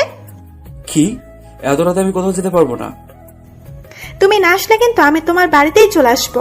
আর আমি আসলে তুমি ভালোভাবেই বুঝতে পারছো আমি কি করব তোমাকে। জানি তুমি কি করতে পারো। তুমি একটু বসো, আমি আসছি। তাড়াতাড়ি আসো বাবু, আজ সারা দিন তোমাকে দেখিনি। আমি ফোন কেটে বাইক নিয়ে আসলাম রিমিদের বাড়ির সামনে। এরপর রিমিকে ফোন দিলাম। রিমি ফোন কেটে দিল। কিছুক্ষণ পর দেখি রিমি গেট খুলে আমার কাছে আসলো। এই নাও তোমার আইসক্রিম। এখন আমি যাই মহারানী? আমি তোমাকে যেতে বলেছি? চুপ করে দাঁড়িয়ে থাকো এখানে। বাইক থেকে নামো তুমি। চলো আমার সাথে। এই বলে আমার হাত ধরে টানতে টানতে রিমিদের বাড়ির ভেতরে নিয়ে গেল। সোজা রিমির রুমে গিয়ে আমাকে ছেড়ে দিল। এত রাতে তুমি আমাকে রুমে কেন নিয়ে আনলে? কেউ দেখে ফেলে খুব খারাপ হবে কিন্তু। চুপ! ধমক দিয়ে বললো কোনো কথা বলবে না। তুমি এখানে বসো, আমি আসছি। তারপর রিমি চলে গেল। একটু পর রিমি একটা বাটি হাতে নিয়ে রুমে আসলো। দেখি রিমি বাড়িতে আমার জন্য পায়েস নিয়ে আসছে। না, তুমি আমাকে খাইয়ে দাও। তারপর রিমি আমাকে খাইয়ে দিতে লাগলো। তখনই আমার ফোনে একটা মেসেজ আসলো। আমি মেসেজটা দেখার জন্য ফোন হাতে নেব, তখনই রিমি ফোনটা নিয়ে নিল আর রিমি মেসেজটা সিন করলো। কুত্তার বাচ্চা, তোকে আমি পাগলের মতো বিশ্বাস করতাম, আর তুই তার এই প্রতিদান দিলি। তোর মতো ছোট লোকের সাথে প্রেম করে আমি সবচেয়ে বড় ভুল করেছি। তোর মতো লুচ্চা ছেলের সাথে আমি রাতে ঘুমিয়েছি। আমার এখন মরে যেতে ইচ্ছে করছে। ছি ছি ছি, তুই এতটা খারাপ। তোর বিয়ে ঠিক হয়ে যাবার পরেও তুই অন্য মেয়ের সাথে প্রেম করিস? লজ্জা করে না তোর? কি বলছো রিমি এসব? আমি তো কিছুই বুঝতে পারছি না। আমি আবার কার সাথে প্রেম করলাম? আমাকে দুইটা চর মারলো। চুপ! কোনো কথা বলবি না তুই, বিশ্বাসঘাতক একটা। তুই এক্ষুনি বের হয়ে যা আমার সামনে থেকে। আর কোনোদিন যেন তোর এই লুচ্চা মার্কা চেহারা আমাকে দেখাবি না। রিমির মারের কারণে আমার ঠোঁটটা অনেকখানি কেটে গেছে, রক্তে লাল হয়ে গেছে পুরো মুখটা। আমি মেসেজটা পড়লাম। বাবু, কই তুমি? আর কতক্ষণ অপেক্ষা করবো তোমার জন্য? তাড়াতাড়ি আসো বাবু। আই লাভ ইউ সোনা। মেসেজটা এরকম ছিল। আমি ভাবলাম কে এই মেসেজ দিয়েছে। রিমি, তুমি বিশ্বাস করো, আমি আমাকে চিনি না। আমি শুধু তোমাকে ভালোবাসি। ছোট লোক, তোর ওই মুখ দিয়ে আমাকে আর ভালোবাসার কথা বললে জুতা দিয়ে তোর মুখ ভেঙে দেবো, কুত্তা একটা। যা বের হয়ে যা আমার সামনে থেকে। রিমির কথা শুনে আবার চোখ দিয়ে টপটপ করে পানি পড়তে লাগলো। রিমি আমাকে এই বিশ্বাস করে আমাকে চর মারলো যে রিমি কিনা আমার ভালোবাসা পাওয়ার জন্য সবসময় আমার পিছনে পড়ে থাকতো, আর সেই কিনা আমাকে তার বাচ্চা ছোট লোক বলে গালাগালি করলো। আমি মাথা নিচু করে রিমির সামনে বসে আছি। তখনই পরে আরেকটা মেসেজ আসলো। আমি মেসেজ চেক করে বললাম, আমি মেসেজটা চেক করলাম, মেসেজে লেখা আছে সরি, মেসেজটা ভুল করে আপনার নম্বরে চলে গেছে। প্লিজ মিনু, প্লিজ কিছু মনে করবেন না। রিমি আবার আমার হাত থেকে ফোনটা নিয়ে মেসেজ পড়তে লাগলো। এবার আমি রিমির দিকে তাকিয়ে দেখি রিমির চোখ দুটায় অযথারে পানি পড়ছে, আর চোখ দুটো অপরাধের মতো আমার দিকে তাকিয়ে আছে। আমি কোনো কথা না বলে রিমির কাছ থেকে ফোন নিয়ে বাইরে চলে আসি। রিমি অনেকবার আমাকে ডাকলো, কিন্তু আমি কোনো কথা বলিনি। চলে আসলাম বাড়িতে। এসে রুমের দরজা লাগিয়ে দিয়ে চিৎকার করে কান্না করতে লাগলাম। আমার সাথে কেন এগুলো হয়? কেন আমার কপালটা এরকম পোড়া? কেন পোড়া কপাল কেন আমার? আর এদিকে রিমি ফ্লোরে বসে চিৎকার করে কান্না করছে। আমি কি করলাম? যাকে এত ভালোবাসি তাকে আমি কিভাবে সন্দেহ করলাম? আবার দুটো চর মেরেছি। ইস, পাগলটা ঠোঁট দিয়ে কত রক্ত বেরোচ্ছিল। যেভাবে হোক পাগলটার কাছে আমার মাপ চাইতে হবে। আমি যে মেহেদিকে ছাড়া বাঁচতে পারবো না, চিৎকার করে কান্না করে বলছে রিমি এগুলো। পরের দিন সকালে রিমি হাঁটতে হাঁটতে মেহেদির বাসায় চলে আসে। কি ব্যাপার মামনি, নিজের জামাইকে ছাড়া কিছু ভালো লাগছে না বুঝি? মা, আপনার ছেলে আমার উপরে রাগ করে আছে, তাই রাগ ভাঙাতে এসেছি। যাও মা, পাগলটা উপরে ঘুমিয়ে গেছে। রিমি সোজা উপরে চলে আসলো, কিন্তু দেখে দরজার ভিতর থেকে লক করা হয়েছে। রিমি দরজা নক করতে থাকে। আমি বিরক্ত হয়ে এক প্রকারে দরজা খুলে দিলাম। তাকিয়ে দেখি রিমি। দরজা খোলার সাথে সাথে রিমি আমার উপর ঝাঁপিয়ে পড়লো আর পাগলের মতো মুখের সব জায়গায় কিস করতে লাগলো। আমি রিমিকে ছাড়িয়ে দিলাম। কি ব্যাপার, আপনি এভাবে কিস করছেন কেন? প্রবলেম কি আপনার? মেহেদি, আমাকে শেষবারের মতো ক্ষমা করে দাও, কথা দিচ্ছি আর কোনোদিন তোমাকে সন্দেহ করব না, তোমাকে অনেক ভালোবাসবো। আমাকে প্লিজ তুমি মাফ করে দাও। সরি, তা সম্ভব না। মানুষ ভুল একবারই করে, আর তাকে মাপ একবারই করতে হয়। আপনি ছোট লোকের কাছে মাপ কেন চাইছেন? আপনার মান সম্মান সব চলে যাবে যে, আর একটা কুত্তার বাচ্চার সাথে কথা বলছেন কেন? না, আমি তোমাকে ছাড়বো না। তোমাকে আমি যে ভালোবাসি অনেক, তোমাকে ছাড়া যে আমি বাঁচতে পারবো না। ভালোবাসা বোঝেন আপনি? যদি সত্যি আমাকে ভালোবাসতেন তাহলে আমাকে ওভাবে সন্দেহ করার আগে একটিবার যাচাই করে দেখতেন। ভালোবাসা মানুষের উপর বিশ্বাস রাখতে হয়, যা আপনার মাঝে তা একটুকু নেই। আপনি কাল বললেন যে আমি যেন আপনার সামনে আর কোনোদিনও না আসি, তাহলে আপনি কেন এসছেন এখানে? আর আমার চেহারা আপনার সহ্য হয় না, তাই না? আচ্ছা, সেই ব্যবস্থা করবো যেন আমার চেহারা আর কোনোদিনও আপনাকে দেখতে না হয়। আমি এখনই বাবাকে বলবো এই বিয়েটা ভেঙে দিতে। আর আপনি কোনো চিন্তা করবেন না, আমি আবার এখান থেকে ট্রান্সফার নিয়ে অন্য জায়গায় চলে যাব, তাহলে আর আমার বিরক্তিকর চেহারাটা দেখতে হবে না। রিমি আমার পা জড়িয়ে ধরে চিৎকার করে মাপ চাইতে লাগলো। কিন্তু রিমির কাল রাতে বলা কথাগুলো শুনে ভীষণ রাগ হলো আমার। আমি রিমিকে ছাড়িয়ে ওয়াশরুমে চলে গেলাম। ওয়াশরুম থেকে বের হয়ে দেখি রিমি সেখানে বসে কান্না করছে। কি হলো, আপনি এখনো জানি? আপনাকে দেখলে আমার ভীষণ রাগ হচ্ছে, বেরিয়ে যান আমার রুম থেকে। আর আমি এখনই বাবার সাথে কথা বলে বিয়েটা ভেঙে দিচ্ছি, কোনো চিন্তা করবেন না আপনি। রিমি উঠে গিয়ে একটা ফল কাটা ছুরি এনে বলল, আমার রিমি মানে? আমার কোনো রিমি নেই। আমি রিমি নামকে ঘৃণা করি, আর তুমি যা খুশি তাই করো, আমার কিচ্ছু যায় আসে না। তাই বলে আমি বাইরে চলে আসলাম। আমি জানি রিমি আমাকে ভয় দেখিয়ে আমার কাছে আসতে চাইছে। রিমির কোনোদিনও সাহস নেই হাত কাটার। এরপর আমি নাস্তা করে আবার রুমে গেলাম, কিন্তু রুমে ঢোকার আগেই দেখি রক্ত ছুঁয়ে দরজার বাইরে চলে এসছে। আমি দৌড়ে রুমের ভিতরে গিয়ে দেখি পুরো ফ্লোর রক্তে লাল হয়ে আছে, আর আমার পাখিটা অজ্ঞান হয়ে পড়ে আছে। আমি চিৎকার করে রিমিকে তুলে ডাকতে লাগলাম, কিন্তু কোনো লাভ হলো না। রিমি অজ্ঞান হয়ে গেছে। আমি তাড়াতাড়ি রিমিকে করে তুলে নিয়ে হসপিটালের দিকে গেলাম। কিছুক্ষণ পর মা, বাবা, রিয়া, ভাইয়া সবাই আসলো হসপিটালে। একটু পর ডক্টর বের হলো। ডাক্তারের মুখ থেকে বোঝা যাচ্ছে আবার রিমির সাথে খারাপ কিছু হয়েছে। আমি দৌড়ে ডাক্তারের কাছে গেলাম। আবার রিমি কেমন আছে এখন ডক্টর? সব ঠিক আছে তো এখন? আমি দৌড়িয়ে ভিতরে গেলাম, দেখি রিমি বেডে শুয়ে আছে। আমি গিয়ে রিমির মাথার কাছে বসলাম। তুমি কেন এমন করলে? তুমি জানো না তোমাকে আমি কতটুকু ভালোবাসি? আমি তো তোমার সাথে মজা করছিলাম, কারণ আমি জানি ভালোবাসা মানুষের সাথে কোনো মেয়েকে সহ্য করতে পারে না তার হবু বউ। আমি তো তোমার এমনি বলেছি, আর তুমি সত্যি নিজের এত বড় ক্ষতি করলা? উঠো, দেখো তোমার মেহেদি তোমার কাছে এসছে, তোমাকে মাফ করে দিয়েছে। আর কোনোদিনও তোমাকে ছেড়ে যাবো না, কোনোদিনও না। আমি জানি তো আমার পাগলটা আমাকে অনেক ভালোবাসে, তাই তাকে ছেড়ে চলে গেলে যে আমার পাগলটা অনেক কষ্ট পাবে। তুমি ঠিক আছো? তোমার কিছু হবে না, দেখে নিও। আরে পাগল, আমার কিচ্ছু হয়নি, আমি ঠিক আছি। তুমি আমার সাথে তখন এমন করলে, তাই আমিও একটু ডাক্তারকে দিয়ে অভিনয় করলাম। তারপর আমি রিমিকে শক্ত করে জড়িয়ে ধরলাম। এমন পাগলামি আর করবা না, তোমাকে ছাড়া আমি থাকতে পারবো না, খুব ভালোবাসি তোমাকে। আমিও আমার পাগলটাকে অনেক ভালোবাসিছে, আর কোনোদিন তোমাকে সন্দেহ করব না, অনেক আদর করব তোমায়, আর কষ্ট দিব না তোমাকে। তারপর মা বাবা রুমে প্রবেশ করলো, আমরা আলাদা হয়ে গেলাম। একদিন পর রিমিকে বাসায় নিয়ে গেল। রিমি সুস্থ হলে আমাদের বিয়েটা হবে। আজ আমার বিয়ে। সব নিয়মকানুন মেনে রিমিকে বিয়ে করে আমাদের বাড়িতে আনলাম। রিমি এখন বাসার ঘরে বসে আছে, আর আমার বন্ধুরা আমাকে জোর করে ঘরে ঢুকাই দিল। রিমি এসে আমাকে সালাম করলো। আমি রিমিকে ধরে বুকে জড়িয়ে নিলাম। এই রিমি, আমার এখন বিড়াল মারতে ইচ্ছে করছে। যা দুষ্টু, তোমার কোনো লজ্জা নাই। পাঠক পাঠিকারা সবাই শুনছে তো। ও সরি ভাইয়া ও আপুরা, আপনি এবার যান, আর আমি বিড়াল মারার জন্য লাঠিটা একটু পালিশ করে নিই। ধন্যবাদ সবাইকে।